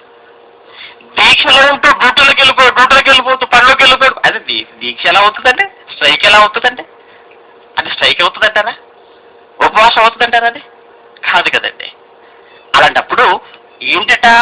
ఉపవాసం ఉన్నామంటున్నారట, మళ్ళీ ఏం చేస్తున్నారట? వ్యాపారంలోకి వెళ్ళిపోతున్నారట. ఉపవాసం ఉంటున్నామంటున్నారట, మళ్ళీ పనుల్లోకి వెళ్ళిపోతున్నారట. ఇది ఎలా ఉపవాసం అవుతుందండి? అందుకే దేవుడు అంటున్నాడు, మీ పనివారి చేత కఠినమైన పని చేయించుదురు. మీ పనివారి చేత కఠినమైన పని చేయించుదురు. పైన మీరు వ్యాపారం చేస్తారు, పనివారితో కిందికి రాగానే ఏం చేస్తారు? కఠినమైన పని చేస్తారు. అంటే ఉపవాస దినాన్న పని చేయకూడదు, పని చేయించకూడదట. ఇదేంటంటే ఉపవాస దినాన్న పని చేయకూడదు, పని చేయించుకోకూడదని మనకు అర్థమవుతుంది ఈ మాటను బట్టి. మళ్ళీ ఎలా ఉంటారంటే వీళ్ళు, మీరు కలహపడుచు వివాదము చేయించు అన్యాయముగా బుద్ధులాడుచు ఉపవాసముందురు. ఎలా ఉంటారట? కలహపడతారట అంటే గొడవ స్టార్ట్ అవుతుంది. ఇప్పుడు గుడ్ ఫ్రైడే రోజు గొడవ స్టార్ట్ అయిపోతుంది. గుడ్ ఫ్రైడే రోజే. ఎందుకు? ఇప్పుడు ఉన్నాయే 7 మాటలు. ప్రసంగికులు చూస్తేనేమో 10 మంది ఉన్నారు. ఇప్పుడు ఏం చేయాలి? 7 మాటల్ని సంఘంలో నుండి చూస్తేనేమో ప్రసంగికులు 10-15 మంది ఉన్నారు. మరి మాటలు ఎందుకు పలికారు ఆయన? 10-15 పలికినా బాగుండేది. బొత్తిగా 7 అయిపోయాయి. 7ని 10 మందికి ఎలా పంచాలి? ఇప్పుడు ఒకరికి ఇచ్చి ఒకరికి ఇవ్వకపోతే ఇవ్వరు. ఆయన ఏమంటాడు? నేనేం తక్కువనా? నాకేం ప్రసంగం చేయరాదా? నేనేం మాట్లాడలేనా? అంటే నన్ను సంఘంలో అందరికంటే నన్ను తక్కువ చూశారు, నన్ను అవమానపరిచి, నాకు అవమానం. గొడవ ప్రార్థన. 7 ప్రార్థనలు. మరి 7 మాటలకి 7 ప్రార్థనలే. చూస్తున్న స్త్రీలంతా ప్రార్థనా పరులే. మరి ఇప్పుడు వీళ్ళు ఎవరికి ఇవ్వాలి? మళ్ళీ ప్రార్థనకు వీళ్ళు ఎవరికి ఇవ్వాలి? ఒకరికి ఇచ్చి మరొకరికి ఇవ్వకపోతే తలపోటే. అంటే ఏం స్టార్ట్ అయిపోతున్నాయి అనమాట? గొడవలు, కలహం, వివాదాలు, ఇవన్నీ అంటే అంటున్నాడు, మీరు కలహపడుచు వివాదము చేయించు అన్యాయముగా బుద్ధులాడుచు మళ్ళీ ఉపవాసం ఉన్నాం మేము అంటారట. ఇదంటే ఉపవాసం అంటే ఇవన్నీ ఉంటాయా? మళ్ళీ ఏంటట? మీ కంఠధ్వని పరమున వినబడినట్లుగా మీరిప్పుడు ఉపవాసము ఉండరు. మీ కంఠధ్వని ఎక్కడికి వినబడాలి? పక్క వీధిలో కాదు, పరమునికి వినబడాలంటున్నాడు. అంటే పరలోకానికి వినబడాలంట మీ కంఠధ్వని. మీ కంఠధ్వని పరమునకు వినబడాలంటే గట్టిగా కేకలేయాలా? గట్టిగా కేకలేస్తే వినబడుతుందా? మీ కేకలు పరలోకానికి? పరలోకంలో వినబడాలంటే నువ్వు మాట్లాడుకుంటూ ఉండాలి. నువ్వు సైలెన్స్గా ఉంటే వినబడుతుంది. నువ్వు మాట్లాడితే పక్కవారికి వినబడుతుంది తప్ప దేవుడికి కాదు. దేవుడు వినాలి అంటే నువ్వు మౌనంగా నీ మనసులో. ఎందుకంటే దేవుడికి ఏం తెలుసట? మనం చదువుకోవటం కూడా ఆయనకి తెలుసు అన్నాడండి. మీరు ఏం సరిగారో కూడా నాకు తెలుసు అన్నాడు. మాట నీ నోట రాకమునిపే ఆయనకి తెలుసు అన్నాడు. అంటే మాట్లాడకుండా ఉండండి. మీరు ఏమంటున్నారో నాకు తెలుసు. అంటే మీరు ఏదన్నా మీ మనసులో మీరు అనుకుంటే చాలు పరమను నాకు వినబడుతుంది. మనం ఏం చేసాం? పక్కవాడితో మాట్లాడాలంటే ఇంత గట్టిగా మాట్లాడాలి. అలాంటిది ఎక్కడో ఉన్న దేవుడితో మాట్లాడాలంటే మనం మాట్లాడే మాట వినబడదు కదా. అందుకే చచ్చిపోయిన బోర్రలో పెట్టండి 2 అదొకటి ఇదొకటి పైకి ఒకటి. ఎందుకు? ఆయనకి వినబడాలి కదా. అక్కడున్న ఆయనకి వినబడాలి. ఇక్కడ నుండి గట్టిగా కేకలేయాలి. ఇదండి. ఇలా చేస్తే పురమును వినబడిద్ది, పరమును వినబడదు. మన పురములో వినబడుతుంది, పరములో వినపడదండి. అందుకే ఉపవాసం ఉంటున్నప్పుడు ఎలా ఉపవాసం ఉండమని యేసుక్రీస్తు చెప్పాడు. చూస్తారు ఒకసారి మత్తయి సువార్త 6వ అధ్యాయం.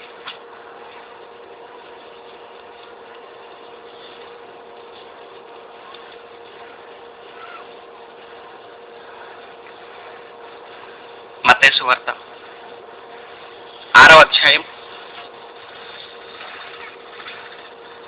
16వ వచనం. మీరు ఉపవాసము చేయునప్పుడు వేషధారుల వలె దుఃఖముకులై ఉండకూడి. మొహమంతా బెక్కముఖం చేసుకోకండి ఉపవాసం ఉంటే అంటున్నాడు.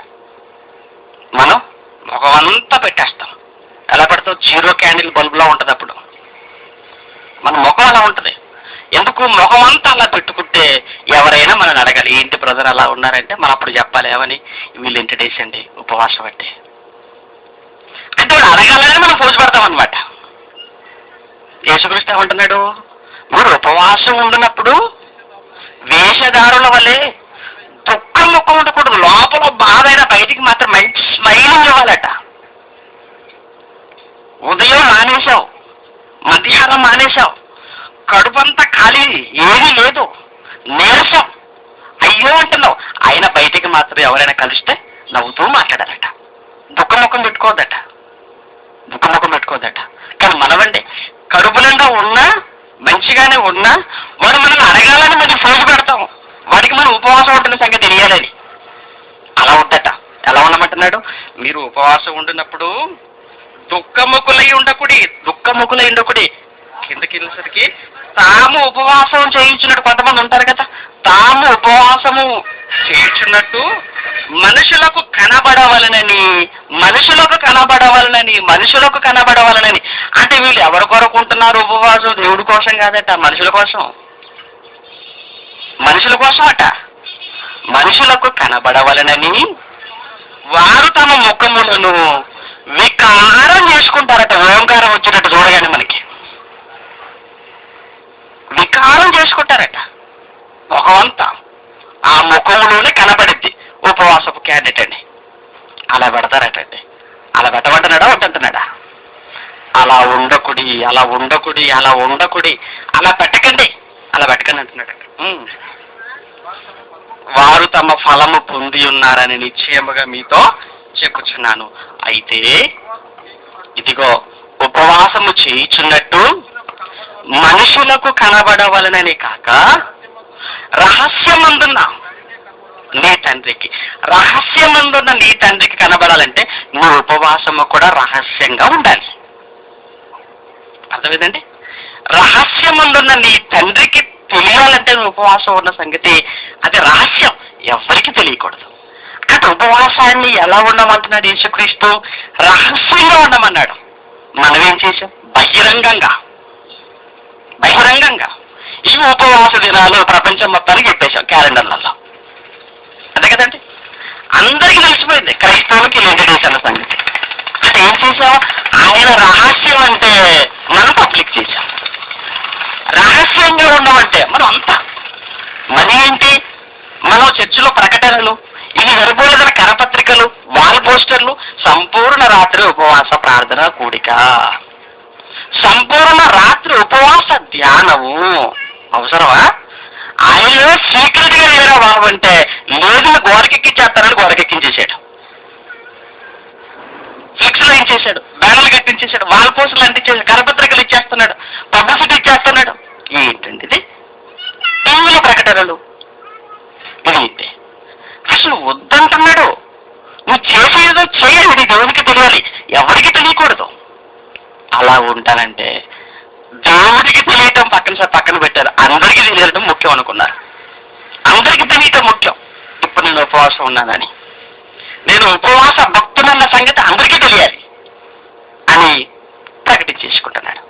ఏం చెప్తున్నాడండి ఆయన? రహస్యమందున్న నీ తండ్రికే కనబడవలనని. ఇదిగో నువ్వు ఉపవాసం ఉండాలి అన్నాడు. అలా ఉండాలి అంటే ఎవరికి తెలియకుండా ఉండాలట, ఎవరికి తెలియకుండా ఉండాలి. అందుకే ఏమన్నాడు ఆయన? మీ కంఠధ్వని ఎక్కడ వినబడాలి? మళ్ళీ యెషయా గ్రంథం 58 4 మీ కంఠధ్వని పరమున వినబడినట్లుగా మీరు ఇప్పుడు ఉపవాసం ఉండరు. నేను ఏం వద్దంటానో అదే చెప్తారు. మీరు పబ్లిసిటీ వద్దంటే పబ్లిసిటీ చేస్తారు. ఎందుకు? మనం అంతా ఆదాము సంతానం. ఆయన ఏది వద్దన్నాడో అదే చేసి తీరాడు.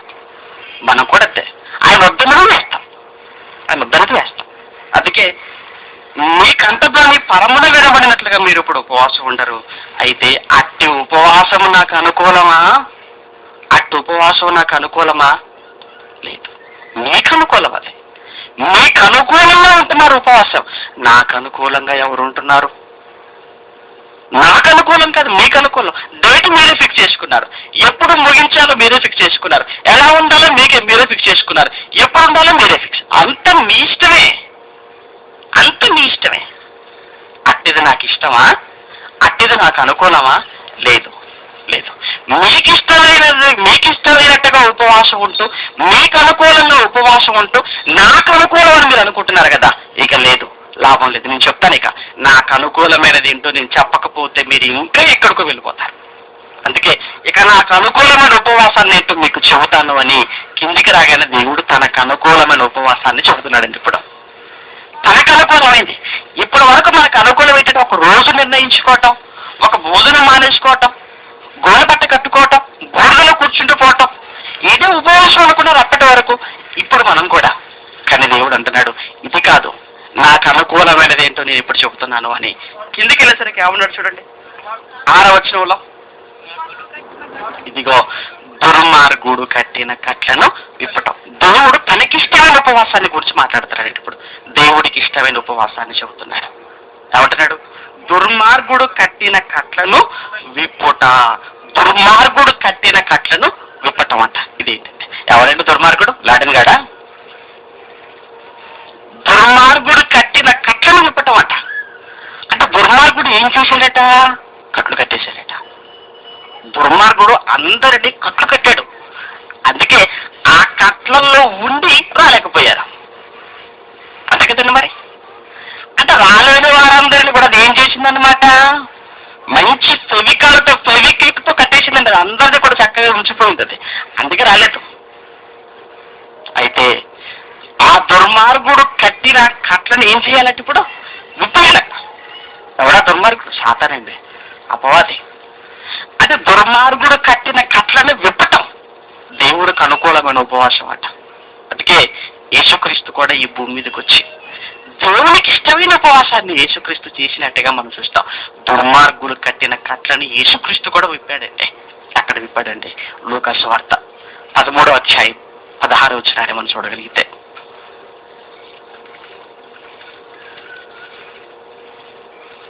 లూకా సువార్త 13వ అధ్యాయం 16వ వచనం, ఇదిగో 18 ఏండ్ల నుండి 18 సంవత్సరాల నుండి సాతాను బంధించిన, చూసారా, 18 సంవత్సరాల నుండి సాతాను బంధించిన అంటే సాతాను కట్టిన, సాతాను బంధించిన అంటే ఎన్ని సంవత్సరాలుగా బంధించేశాడు దుర్మార్గుడు? 18 సంవత్సరాలట. అబ్రహాము కుమార్తె అయిన ఈమెను విశ్రాంతి దినమందు ఈ కట్ల నుండి విడిపింపత కదా. అంటే యేసుక్రీస్తు ఈ అబ్రహాము కుమార్తెకు దుర్మార్గుడు కట్టిన కట్లను విశ్రాంతి దినాన్ని యేసుక్రీస్తు ఏం చేశాడు? విప్పేశాడు. ఎందుకు? ఇది ఎవరికి ఇష్టమైన ఉపవాసం? దేవునికి ఇష్టమైన ఉపవాసం అంటే ఇది తండ్రికి ఇష్టమైన ఉపవాసం. అందుకే దుర్మార్గుడు కట్టిన కట్లను విప్పుట. దుర్మార్గుడు కట్టిన కట్లను విప్పుట అంటే సాతాను బంధకముల నుండి విడిపించటం. ఒక వ్యక్తిని సాతాను బంధకములలో నుండి విడిపించటం అనేది ఇది దేవునికి ఇష్టమైన ఉపవాసంగా మనకు అర్థమవుతుంది. ఇంకా కిందికి వెళ్ళేసరికి ఏమన్నాడు చూడండి, ఇదే యెషయా గ్రంథం 58లో, కాడిమాను మోకులు తీయుట. కాడిమాను మోకులు తీయ. కాడంటే బరువు. అంటే బరువు. ప్రపంచ ప్రజలందరి మీద ఈ దుర్మార్గుడు ఏం చేశాడంటే భారాన్ని మోపాడు. ప్రపంచ ప్రజలందరిపై భారాన్ని మోపాడండి. కాడి అంటే బరువు, భారానికి సంబంధించింది, బరువుకు సంబంధించింది. ప్రపంచంలో పుట్టుకొచ్చే ప్రతి మనిషి మీద, పుట్టిన ప్రతి వ్యక్తి మీద సాతాను కట్లు కట్టి వారి మీద భారాన్ని మోపింది. అందుకే యేసుక్రీస్తు రావటం ఏమన్నా తెలుసా? ప్రయాసపడి భారం మోసుకొనిచున్న సమస్త జనులారా నా ఎద్దుకు రండి, నేను మీ భారాన్ని తీసేస్తాను అన్నాడు. నా దగ్గరికి రండి అన్నాడు. మీరంతా భారంతో ఉన్నారు, బరువుతో ఉన్నారు, నా దగ్గరికి వస్తే మీ భారాన్ని తీసివేస్తాను. ఎందుకు? ఇది ఎవరికి ఇష్టమైన ఉపవాసం? ఇది దేవునికి ఇష్టమైన ఉపవాసం. అంటే దుర్మార్గుడు కట్టిన కట్లను విప్పటం, కాడిమాను మోకులు తీయటం, బాధింపబడిన వారిని, సాతాను చేత బాధింపబడిన వారిని విడిపించుటయు, ప్రతి కాడిని వెరగొట్టుటయు నేను ఏర్పరచుకొనిన ఉపవాసము కదా. నేను ఏర్పరచుకున్న ఉపవాసము కదా. నేను ఏర్పరచుకున్న ఉపవాసం కదా. అంటే ఇక్కడ దేవుడు ఏర్పాటు చేసుకున్న ఉపవాసాన్ని మనం చూస్తున్నామండి. ఇక్కడ దేవుడు ఏర్పాటు చేసుకున్న ఉపవాసాన్ని చూసాం. దేవుడు ఏర్పాటు చేసుకున్న ఉపవాసములలో ఉదయం భోజనం మానేయండి, మధ్యాహ్నం భోజనం మానేయండి అని ఏమైనా ఉందా? ఇక్కడ ముఖమంతా వికారంగా పెట్టుకుని ఏమైనా ఉందంటే 40 రోజులు భోజనాలు మానేవని ఏమైనా ఉందా? 7 వందలు ఏమైనా ఉందా? ఏమీ లేదండి. దేవుడు ఏర్పాటు చేసుకున్న ఉపవాసంలో మనకు కనిపించేది ఒకటేనండి, ఏంటంటే సాతాను బంధకములలో ఉన్న వ్యక్తిని బయటికి తీసుకురావటం. సాతాను బంధకములలో బంధింపబడిన వ్యక్తిని మనం విడిపించటమే దేవునికి ఇష్టమైన ఉపవాసముగా మనకు కనబడుతూ ఉంది. తెలిసింది దేవుని ఉపవాసం. దేవుడు తనకి ఇష్టమైన ఉపవాసాన్ని గురించి మాట్లాడుతూ సాతాను బంధించిన ఆ బంధకములో నుండి, సాతాను కట్టిన ఆ కట్లలో నుండి, వారు మోస్తున్న ఆ యొక్క కాడిని తొలగించటం, ఇదంతా కూడా దేవుడు తను ఏర్పాటు చేసుకున్న ఉపవాసంగా మనకు కనబడుతుంది. మరి ఈరోజు ఈ ఉపవాసంలో ఉన్నారా అందరూ? భోజనం మానేసి గదులు కూర్చుండే ప్రార్థన చేసే ఉపవాసంలో ఉన్నారా చెప్పండి? అంతా వారికి అనుకూలమైన ఉపవాసంలో ఉన్నారు తప్ప దేవుడు ఏర్పాటు చేసుకున్న ఉపవాసంలో లేరంటే. దేవుడు ఏర్పాటు చేసుకున్న ఉపవాసం పాపను మార్చటం, సాతాను బంధకములలో నుండి ఒక వ్యక్తిని విడిపించటం. సాతాను బంధకములో నుంచి విడిపించటం అంటే, సాతాను కట్టిన కట్టల నుంచి విడిపించటం అంటే ఏమండి వాళ్ళ జీవితాలు మార్చటం అంటే, వాళ్ళ పాపపు జీవితాన్ని మార్చటం, క్రీస్తు యొద్దకు నడిపించటం, క్రీస్తు వాక్యం దగ్గరికి వారిని మనం తీసుకుని రావటం. అంటే ఇది చేసేవారు, ఇలా ఉన్నవారు దేవుడు ఏర్పాటు చేసుకున్న ఉపవాసాన్ని ఆచరించేవారు. దేవుడు ఏర్పాటు చేసుకున్న ఉపవాసాన్ని ఆచరించేవారు అంటే ప్రతి దినము సువార్త పనిలో ఉంటున్న వారంతా దేవుడు ఏర్పాటు చేసుకున్న ఉపవాసములో ఉన్నారు. ఉపవాసం అంటే భోజనం మారుకోవటం కాబట్టి, ఉపవాసం అంటే వాక్యం ప్రకటించటం, వాక్యం ప్రకటిస్తూ అనేక మంది యేసు యొద్దకు, క్రీస్తు యొద్దకు నడిపించటమే ఇది దేవుడు ఏర్పాటు చేసుకున్న ఉపవాసం. సాతాను చేత బంధింపబడిన అనేకులను క్రీస్తు యొద్దకు ఎవరైతే తీసుకుని వస్తున్నారో అలా తీసుకురావటంలో వారు పడుతున్న కష్టం, వారు పడుతున్న బాధ, వేదన ఇవన్నీ ఉన్నాయి. ఇవన్నిటిని బట్టి వారు ఉపవాసంలో ఉన్నారు అని మనకు అర్థమవుతుంది. ఇది ఉపవాసాన్ని ఆచరించే విధానం అంటే. అందుకేనండి యేసుక్రీస్తు వెళ్ళిపోయిన తర్వాత అపోస్తలులు మనం చూస్తే వాళ్ళు ఎప్పుడు కూడా 40 రోజులు ఉపవాసం ఉన్నట్టుగా మనం చూడవండి. వాళ్ళంతా కూడా ఈ ఋషి చెప్పిన మాట ప్రకారంగా సర్వలోకానికి వెళ్ళాలి, సర్వ సృష్టికి సువార్త ప్రకటించాలన్న ఏకైక కాంక్షతో, ఏకైక ఆలోచనతో అన్ని ప్రాంతాలకు వెళ్ళిపోతున్నారు. అన్ని ప్రాంతాలను వాక్యంతో ముంచేస్తున్నారు. అన్ని ప్రాంతాలను వాక్యంతో నింపుతున్నారు. అలా అన్ని ప్రాంతాలను వాక్యంతో నింపుతున్న ఆ సమయంలో భోజనం లేక ఎన్నో దినాలు గడిపేవాడు. ఎన్నో దినాలు ఉపవాసములతోనూ, చలితోనూ, దిగంబరత్వంతోనూ నేనుంటిని. ఎలా ఉన్నాడట ఆయన? తరచుగా ఉన్నాడట. తరచుగా అంటే అర్థం ఏంటండి? 2 రోజులకు ఒకసారి, 3 రోజులకు ఒకసారి ఉపవాసం ఉన్నట్టుగా మనం చూస్తున్నాం. ఎందుకంటేనండి ఒక చోట ఉన్న వ్యక్తి కాదండి ఆయన. ఒక ప్రాంతం నుంచి మరొక ప్రాంతానికి వెళ్ళాలంటేనండి ఎన్నో దినాల ప్రయాణం ఉంటుంది. ఈ రోజున ప్రయాణ సౌకర్యాలు ఏవి ఆనాడు లేవు కదా. ఎక్కడికి వెళ్ళాలన్నా కాలినడక లేదా పడవ ప్రయాణం, కాలినడక లేదా పడవ ప్రయాణం. కొన్ని దినాలు సముద్రంలో ప్రయాణం చేయాలి, భోజనం ఏంటంటే. కొన్ని దినాలు కాలినడకతో ప్రయాణం అవ్వాలి, భోజనం ఎక్కడైతే. అంటే దేవుని పనిలో సువార్త చేయటానికి వెళుతూ భోజనం చేసే అవకాశం లేక ఉన్నాడండి పౌలు. అదండి ఉపవాసం. దేవుని పనిలో ఉంటూ తినటానికి అవకాశం లేక కడుపు మార్చుకొని పస్తులున్నాడే, అదండి ఉపవాసం అంటే. మనం ఏం చేస్తున్నాం? ఎటూ కదలకుండా ఇంట్లోనే ఉంటున్నాం. ఎటూ కదలం, ఎక్కడికి వెళ్ళాం, ఇంట్లోనే ఉంటున్నాం. పోనీ ఇంట్లో ఉండే 3 పూటలు తింటావా? ఒక పూట వెనక్కేసుకుంటున్నాం, 2 పూటలు వెనక్కేసుకుంటున్నాం. అంటే మనం ఉన్నది పక్కన పెట్టుకుంటున్నాం, పొదుపు చేసుకుంటున్నాం. అందుకే ఈ 40 దినాలు ఉపవాస దినాలు కాదు, ఈ 40 దినాలు పొదుపు దినాలు. ఈ 40 దినాలు పొదుపు దినాలు అన్నమాట ఇవన్నీ కూడా. ఎందుకంటే ముగించుకుంటున్నాం కదండి. పోనీ ఉదయం మానేశారు, మానేసిందండి. ఆ మానేవేసిన ఆ ఖర్చు లేదా మానవేస్తే భోజనం మానవేస్తే ఆ భోజనానికి ఎంత ఖర్చు అవుతుందో ఆ ఖర్చు కొన్ని సేవకుడికి తీసుకొచ్చి ఇచ్చి మీరు వెళ్ళండి సేవ చేయని అని అంటారా? అలా కూడా అనరు. 2 పూటల భోజనం మానేస్తే నిజంగా ఈ 2 పూటల భోజనానికి అయ్యే ఖర్చు సేవకు ఉపయోగిస్తే అది ఉపవాసం అంటే. అది అసలు సిసలైన ఉపవాసం. అలా కూడా మేము ఇవ్వం. అంటే ఇలా కూడా మనకే లాభం. అంటే ఇటు మనం ఇంట్లో మిగుల్చుకుంటున్నా, ఇటు సేవకుడికి ఇవ్వటం లేదు. మరి ఇదే ఉపవాసం అంటే? ఇదే ఉపవాసం. నిజంగా ప్రేమైన దేవుని పిల్లారా, సేవ చేసి బయటికి వెళ్ళి సువార్త చేసే అవకాశం నీకు లేదు. ఉపవాసం ఉండాలనుకుంటున్నావు, కష్టపడాలనుకుంటున్నావు, అప్పుడు నువ్వేం చేయి? ఉదయం భోజనం మానే, సంతోషం. మరి మానివేయటం వలన ఎంత ఖర్చు వెనకేసావు? అంటే ఎంత అవుతుంది ఆ ఉదయం భోజనానికి? ఆలోచించు. రూపాయల, 10 రూపాయల, మధ్యాహ్న భోజనం 20 రూపాయల, ఈ 20 రూపాయలు, ఈ 10 రూపాయలు, 30 రూపాయలు కలిగి సేవకుడికి ఇచ్చి అయ్యా సువార్త చేయ్యా అని సేవకుడికి ఇవ్వు. లేదా కార్యక్రమం జరుగుతుంది, కార్యక్రమానికి ఇవ్వు. ఇలా ఇవ్వటం వల్ల ఏమండి దేవుడికి ఇష్టమైన ఉపవాసాన్ని చేసిందానం కాదా నువ్వు? దేవుడు ఏర్పాటు చేసుకున్న ఉపవాసం కదా ఇది. దేవుడు ఏర్పాటు చేసుకున్న ఉపవాసం ఇదిగో వాక్యం ప్రకటించడం ఏంటంటే, వాక్యం ప్రకటించడం, అనేక మందిని సాతాను బంధకంలో నుంచి విడిపించటం. వాళ్ళు విడిపించాలంటే వాక్యం ప్రకటింపబడాలి. అంటే వాక్యం ప్రకటింపబడుతుందంటేనండి, ప్రకటిస్తున్నారంటేనండి నిజంగా వారండి ఉపవాసంలో ఉన్నవారు, వారు ఉపవాసంలో ఉన్నవారు. కనుక అలాంటి వారికి నువ్వేం చేయగలుగుతున్నావు? ఏమి చేయటం లేదు.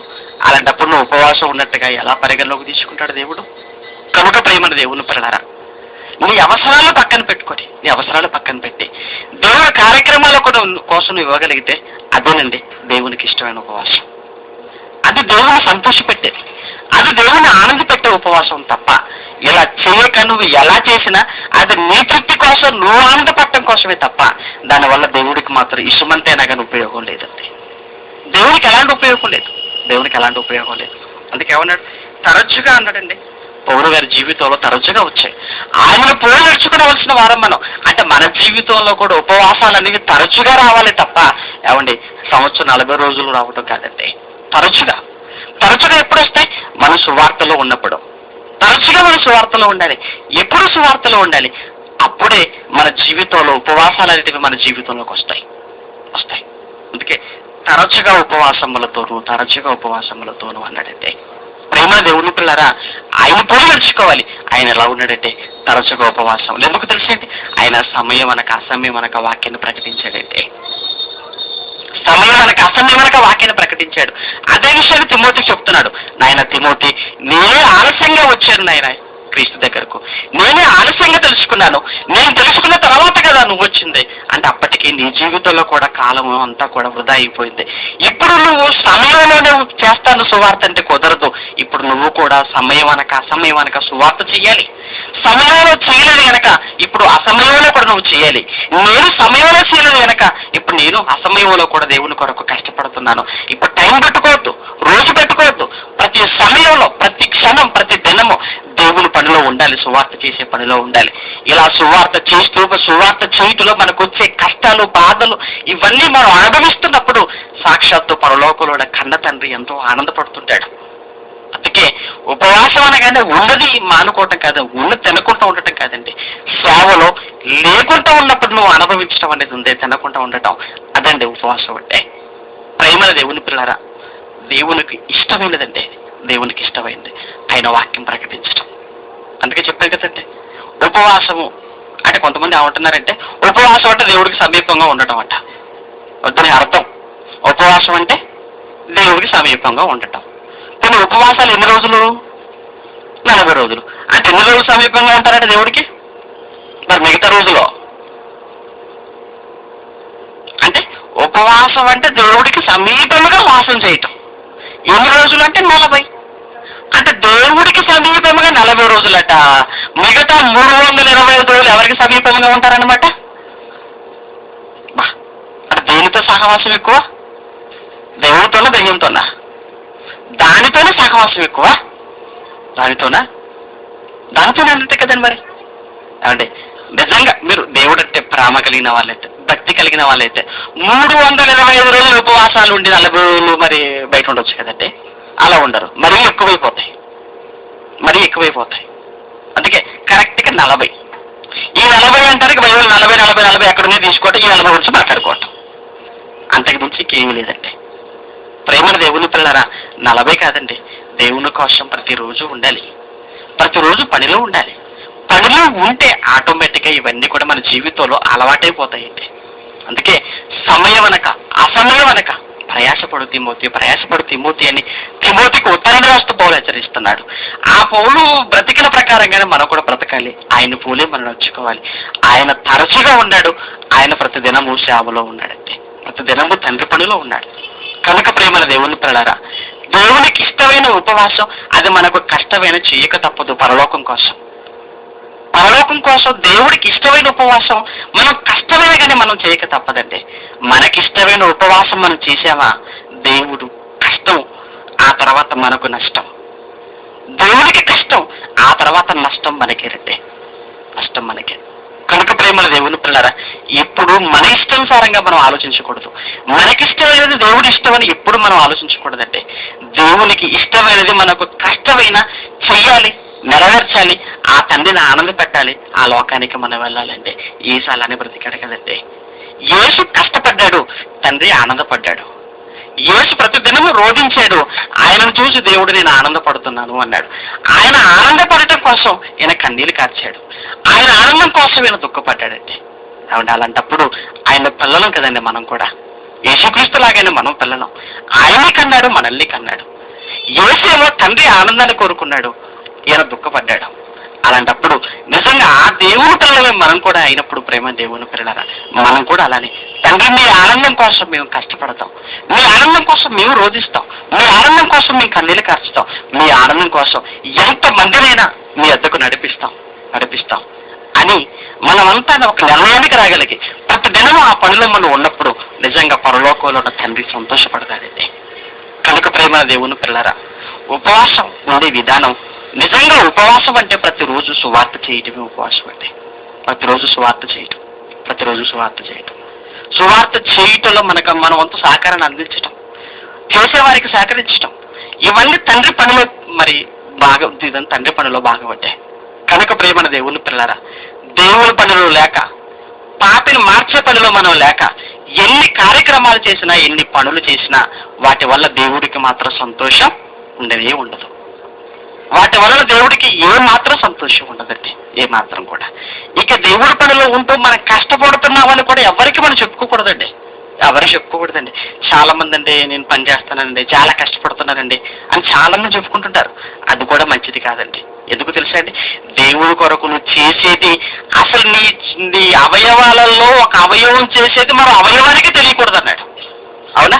నీ కుడి చేతితో చేసేది తెలియకూడదు అంటే దేవుని కొరకు కష్టపడుతున్నావు కాదంటం లేదు, కానీ నువ్వు దేవుని కొరకు కష్టపడుతున్నావన్న సంగతి ఎవరికి, పక్క వారికి కూడా తెలియకూడదు. అలా చేయాలండి. అలా చేస్తేనే సంతోషం అండి. కానీ ఈ విషయం తెలియక ఇద్దరు దేవాలయానికి వెళ్ళారు. ఆ ఇద్దరిలో ఒకడు పరిసయుడు, ఒకడు సుంకరి. పరిసయుడు ప్రార్థన చేయడం స్టార్ట్ చేశాడు. ముందుగా అతను వెళ్ళాడు, ప్రతి పెద్దవాడు కదా, దేవాలయంలోకి వెళ్ళాడు. వీళ్ళు ఎవరు ప్రార్థన చేస్తున్నాడు చూస్తారు, ఒకసారి చూసుకొని ముగించుకుంటారు. లూకాసు వార్త 18వ అధ్యాయం.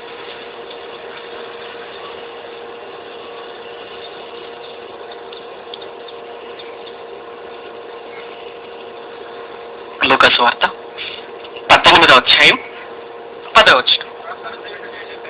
ప్రార్థన చేయుటకై ఇద్దరు మనుషులు దేవాలయంలోనికి వెళ్ళిరి. ఇదిగో వారిలో ఒకడు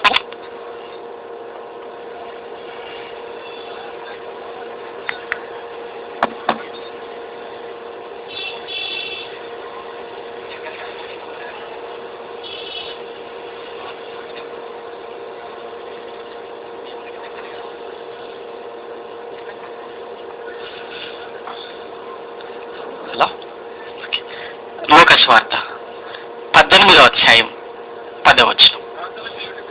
ప్రార్థన చేయుటకై ఇద్దరు మనుషులు దేవాలయమునకు వెళ్ళిరి. వారిలో ఒకడు పరిసయుడు, ఒకడు సుంకరి. పరిసయుడు నిలవబడి ప్రార్థన చేస్తున్నాడండి. ప్రార్థన చేస్తూ ఆ ప్రార్థనలో ఎలాంటి మాటలు దేవుడితో ఉచ్చరిస్తున్నాడు చూడండి. దేవా, నేను చోరులను, అన్యాయస్తులను, వ్యభిచారులనైనా, ఇతరుల మనుషుల వలనైనను, ఇదిగో నాతో పాటు ప్రార్థన చేసుకున్న పక్కనే ఉన్నాడు చూసావా, నెక్స్ట్ అతనే సీరియల్, ఇగో వాడే వలనైనను ఉండనందుకు నీ కృతజ్ఞత చెల్లిస్తాను. ఎందుకు చెల్లిస్తున్నాడట? నేను దొంగని కాదు, అన్యాయస్తుని కాదు, వ్యభిచారిని కాదు. నువ్వు కాకపోతే ఆయనకి లాభం. ఇదేంటంటే, నువ్వు దొంగతనం చేయకపోతే నీకు మంచిదా, దేవుడికి మంచిదా? నువ్వు దొంగతనం చేయకపోతే నీకు మంచిదా, దేవుడికి మంచిదా? నువ్వు దొంగతనం చేస్తే దేవుడిని అరెస్ట్ చేస్తారా? దేవుడి మీద కేసు ఫైల్ చేస్తారా? నువ్వు దొంగతనం చేస్తే నీకు కష్టం, చేయకపోతే నీకు మంచిది, దేవుడికి ఏంటి? మరి ఈ విషయం ఆయన ముందు చెప్పవలసిన అవసరం ఏముంది? అంటే నువ్వు దొంగతనం చేయకుండా ఉండటం దేవుడికి లాభం, నువ్వు సువార్త చెయ్యి ఆయనకి లాభం. ఇది వేయవు. పైగా దేవాలయానికి వచ్చి మళ్ళీ ఉంటావు, దొంగని కాదు, వ్యభిచారిని కాదు, అన్యాయస్తుని కాదు. ఇగో పక్కన ఉంటాడు చూసావా, ఈ సుంకరి వలనైనను వాడి లాంటి వాడు కూడా కాదు, వాడికంటే చాలా బెటరు, వాడికంటే కూడా చాలా బెటరు. అవసరం అంటే దేవుడికి ఎవడు బెటరో ఎవడు కాదు దేవుడికి తెలీదా? పోనీ ఎవరు ఎలాంటి వాళ్ళు ఆయనకి మనం చెప్తాను కానీ తెలీదా? దేవుడు ఏమన్నాడు, అసలు నా దగ్గరకు వచ్చినప్పుడు నువ్వేం మాట్లాడతావు? ఏం మాట్లాడతావు, సైలెన్స్గా ఉంటావు. ఎందుకు? మీరు అడగక మునిపే మీ అవసరాలన్నీ కూడా నాకు తెలుసు అంటే అర్థమైతే నువ్వు అడగటం మానేయమని. పైగా దేవాలయానికి వెళ్ళినప్పుడు ఎలా ఉండాలన్నాడు, నీ నోటిని కాచుకో అన్నాడు. నీ నోటిని కాచుకో, నీ హృదయమును త్వరపడినివ్వకు, ఏమైనా మాట్లాడాలో ముందుగా ఆలోచించు. నోటికి వచ్చిందలా మాట్లాడతావేంటి? నీ ఇష్టమా? నోరుందని నీ ఇష్టం వచ్చినట్టు మాట్లాడతావా? నా దగ్గరనైనా వద్దు, చాలా ప్రమాదం. ఇప్పుడు ఇవన్నీ పక్కన పెట్టి దేవాలయానికి వెళ్ళి నేను దొంగని కాదు, అన్యాయస్తుని కాదు, పక్కన ఉండే శంకర వలన కానందుకు నీకు వందనాలు అంటున్నాడంటే, కానందుకు నీకు వందనాలు అంటున్నాడు. ఇక అంతేకాదు, నీకోసం ఏం చేస్తున్నాడో తెలుసా? వారమునకు 2 మారులు. వారమునకు ఎన్ని మారులట? వారమునకు 2 మారులు ఉపవాసము చేయొచ్చు అన్నాడు. వారమునకు 2 మారులు ఉపవాసము చేయొచ్చు. అసలు ఉపవాసం చేస్తే ఎలా చేయమన్నాడంటే సీక్రెట్గా ఉండాలన్నాడు. మళ్ళీ వచ్చి ఎవరితో చెప్తున్నాడు? దేవుడితోనే. మళ్ళీ వచ్చి దేవుడితో చెప్తున్నాడు,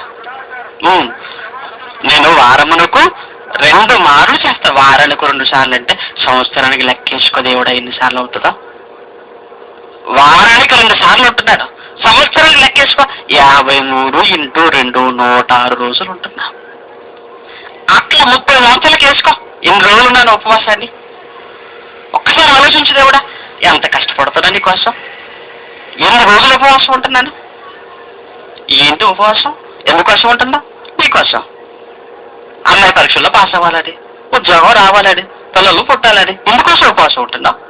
నీ కొరకు నువ్వు ఉపవాసం ఉంటే మళ్ళీ దేవుడు ఉపవాసం ఉండడానికి జ్ఞాపకం చేసుకోమంటావు. అర్థం ఉందండి, ఏమర్థం ఉంది? ఏమంటున్నాడు? వారమునకు 2 మారులు ఉపవాసము చేయొచ్చు. ఇదిగో అంతేకాదు, ఇంకా ఏమిస్తున్నాను, నా సంపాదన అంతా ఇస్తున్నాను అంటూ లేదు. అలా అంటే బాగుండేదండి. అంత ఇచ్చిన వాళ్ళ వల్ల చెప్తున్నాడు, మళ్ళీ నా సంపాదన అంతా ఇచ్చాను అన్న లెవెల్లో మాట్లాడుతున్నాడు. ఏమంటున్నాడు? నా సంపాదన అంతటిలో 10వ భాగం, అంత ఇస్తున్నట్టుగా చెప్పి అంతటిలో ఎంత? 10వ భాగం. 10వ భాగం చెల్లించుచున్నాను. అంతా కాదు, 10వ భాగమే. మనం కూడా రండి పాటలు మాత్రం గంభీరంగా పాడతాం. ఆ పాట పాడుతున్నప్పుడు దేవుడు ఉబ్బి తబ్బిబ్బడిపోతుంటాడు, అంతలోనే దేవుడు కింద పడిపోతాడు. ఎందుకు? ఎలా పాడతాం? నావన్నీ తెలుసుకో అంటాం, నావన్నీ అంగీకరించును దేవుడు వస్తున్నా, అన్నిటితో వస్తున్నాను నీ దగ్గరికి. ఇప్పుడు అన్నిటితో వస్తున్నానంట. బీరువాలో ఉన్నాయి, బీరువాలోనే ఉంటాయి. బ్యాంకులో ఉన్నాయి, బ్యాంకులోనే ఉంటాయి. వాడికి వడ్డీకి ఇచ్చాడు, వాడి దగ్గర అక్కడనే ఉంటాయి. చిట్టీలన్నీ అక్కడనే ఉంటాయి. దేవాలయానికి రూపాయి చేతులు పట్టుకుని వచ్చి అన్నిటితో వస్తున్నాడు దేవా అంటాం. ఇప్పుడు ఎవరండి అమాయకుడు? దేవుడా? దేవుడు తెలీదా నీ చిట్టి సంగతి? చిట్టి సంగతి దేవుడు తెలీదా? బ్యాంకుల సంగతి దేవుడు తెలీదా? బీరువాలోడి సంగతి దేవుడు తెలీదా? అంటే మరి ఈ రూపాయి నీకైతే మరి అవన్నీ ఎవరిది? అన్నీ అంటున్నావు కదా, మరి అన్నీ అంటున్నావు. ఎవరినండి మోసం చేయాలండి అంటే దేవుళ్ళు ఏంటంటేనంటే బొత్తిగా అమాయకుడు. అందరికంటే అమాయకుడు ఎవరంటే దేవుడే. అందరికంటే అమాయకుడు ఎవరైనా ఉన్నారంటే ఆయన దేవుడే. అంతేనండి. అలా ఆలోచించారండి. ఏమర్థమైందండి దేవుడు? దేవుడు అర్థమైతేనండి మానవ జీవితాలు ఇలా ఉండవండి. అసలు క్రైస్తవ జీవితాలు కూడా ఇలా ఉండవండి. దేవుడు అనగానే గడగడ వణికిపోవాలండి. దేవుడు అన్న పదం వింటే చాలండి మనిషి నరనరాల్లో వణుకు ఆరంభం అవ్వాలి. దేవుడా? దేవుడా మీటింగ్ అండి, తర్వాత చూద్దాం లేండి. ఎంత నిర్లక్ష్యం అంటే, వాక్యం అంటే తర్వాత లేండి. ఎంత అలక్ష్యం అంటే చూసారా? దేవుడు అంటే బొత్తిగా భయం లేకుండా పోయిందండి, బొత్తిగా భయం లేకుండా పోయింది. దేవుడి దగ్గరకు వచ్చి మాట్లాడితే ఏమంటున్నాడు? వారమునకు ఎన్ని రోజులట? వారం అంతా ఉన్నట్టుగా మాట్లాడుతున్నాడు. ఇది కూడా వారములు అన్నాడు, తర్వాత 2 అన్నాడు. సంపాదన అంతా అన్నాడు, ఆ తర్వాత అంతటిలో 10వ భాగం అన్నాడు. చెల్లించుచున్నాను అని తనలో తాను ప్రార్థించుచుండెను అన్నాడు. ఆ తర్వాత శుంకరి నిలబడ్డాడు. అయితే శుంకరి దూరముగా నిలుచుండి ఆకాశము వైపు కన్నులెత్తుటకైనను ధైర్యము చాలక రొమ్ము కొట్టుకొనిచ్చు. భయం వేసిపోయిందండి. ఆయన దగ్గరికి వెళితే నేను ఏం మాట్లాడాలి అసలు? నా గురించి తెలియనిది ఏంటి ఆయనకు? నా గురించి అంతా తెలుసు. అందరికంటే పైనున్నవాడు, అనంతము విశ్వాలను కలిగించిన వాడు, అనంత విశ్వాన్ని కలిగించి అనంత లోకాల్లో ఉన్న ఆ మహనీయుడికి నా గురించి తెలియనిదే ఉంటే ఆయన ముందు నేను ఏం మాట్లాడగలను? అయ్యా, నీకు ముందు నేను నిలబడి మాట్లాడే యోగ్యత నాకు లేదు, నేను ముందు నిలబడి మాట్లాడే ధైర్యం కూడా నాకు లేదు అని ఆకాశం వైపు కన్నులెత్తి రొమ్ములు బాదుకుంటూ పాపిని క్షమించని చెప్పి వెళ్ళిపోయాడండి. అంతకు మించి మాట్లాడలేదు. అంతకు మించి మరో మాట మాట్లాడడానికి తెగించలేదండి, ధైర్యం చేయలేదండి శుంకరి. వీరిద్దరిని బట్టి జడ్జిమెంట్ ఇచ్చాడండి యేసుక్రీస్తు. తీర్పు చెప్పాడు. వీరిద్దరిలో ఎవరు అంగీకరింపబడ్డారో అని. కిందకెళ్ళేసరికి ఎవరిని చూడండి, అతనికంటే ఇతడు ఎవరికంటే? పరిసయ్యుడు కంటే శుంకరి. శుంకరి ఏమైనా వారానికి 2 రోజులు ఉపవాసం ఉన్నాడా? దశంభాగం ఏమైనా ఇచ్చాడా? ఏం చేశాడండి మరి? ఏమీ లేదండి. వాడు చేశాడు, చెప్పుకున్నాడు, అందుకే పోయాడు. కానండి శుంకర్ అలా కాదండి. తను చేసినాడు లేదు తర్వాత, కానీ ఆయన ముందు నిలబడే మాట మాట్లాడటానికి కూడా ధైర్యం చేయలేదండి. అందుకే అతనికంటే ఇతడే నీతిమంతుడిగా తీర్చబడి తన ఇంటికి వెళ్ళాను. కనుక ప్రేమ దేవుని పిల్లలారా, ఈ ఉపవాసాన్ని బట్టి మనకు అర్థమైంది ఏంటంటే, దేవుడికి ఇష్టమైన ఉపవాసం మనం చేయాలి. దేవుడికి ఇష్టమైనది ఉన్నది, మనుషులకి ఇష్టమైనది ఉన్నది. ఉపవాసంలో 2 కనబడ్డాయి. మనుషులకి ఇష్టమైన ఉపవాసం ఉంది, దేవుడికి ఇష్టమైన ఉపవాసం ఉంది. ఈరోజు మనుషులంతా ఉంటున్నది మనుషులు వారికి ఇష్టమైన ఉపవాసమే తప్ప దేవుడికి ఇష్టమైనది మాత్రం కాదు. దేవుడికి ఇష్టమైన ఉపవాసం ఏంటి? రోజు సువార్త చేయటం, రోజు వాక్యం చెప్పటం, దేవుని పనిలో ఉండటం. ఇది దేవుడు ఏర్పాటు చేసుకున్న ఉపవాసం. ప్రార్థన చేసుకుందాం. దయగలిగిన మా తండ్రి, మీకు వందనాలు. మీ పిల్లలతో కలిసినైనా మీ మాటలను ఆలోచించే అదృష్టాన్ని మాకు ఇచ్చినందుకు మీకు ధన్యవాదాలు. మీ వాక్యాన్ని విన్నారనైనా విన్న మీ పిల్లలు మీ వాక్యాన్ని మంచి మనసుతో స్వీకరించగలిగే భాగ్యాన్ని వారికి ఇవ్వండి. వివేచించే మంచి వివేచనను మీ బిడ్డలకు ప్రసాదించండి. కూడి వచ్చిన మీ పిల్లలు ఈ మహాజ్ఞానంతో నింపబడి వారి ప్రాంతాలకు వెళ్ళి ఈ మహాజ్ఞానాన్ని నాయన అనేక మందిలో నింపి మీకోసం అనేక మందిని నిలబెట్టి అనేక మందిని నాయన మీ వద్దకు నడిపించే భాగ్యాన్ని మీ బిడ్డలకు ఇవ్వమని కోరుకుంటున్నాం. ఈ కార్యక్రమానికి మూలస్తంభంగా ఉండినైనా ముక్కుడిగా ఉంటూ మహాజ్ఞానాన్ని ఈ మహబాద్ పట్టణానికి పరిచయం చేస్తున్న మీ కుమారుడు ఇజ్రాయేల్ గారిని బట్టి ప్రార్థన చేయించున్నాం. కావలసిన మంచి అన్ని వనరులనైనా మీ ఇష్టాన్ని బట్టి మీ కుమారుడికి ప్రసాదించమని కోరుకుంటున్నాం. లేమిలో కూడా మీ మాటలు వినిపించడం అనేది మానక చేస్తున్న మీ కుమారుడుకున్న మంచి మనసును బట్టి మీకు వందనాలు.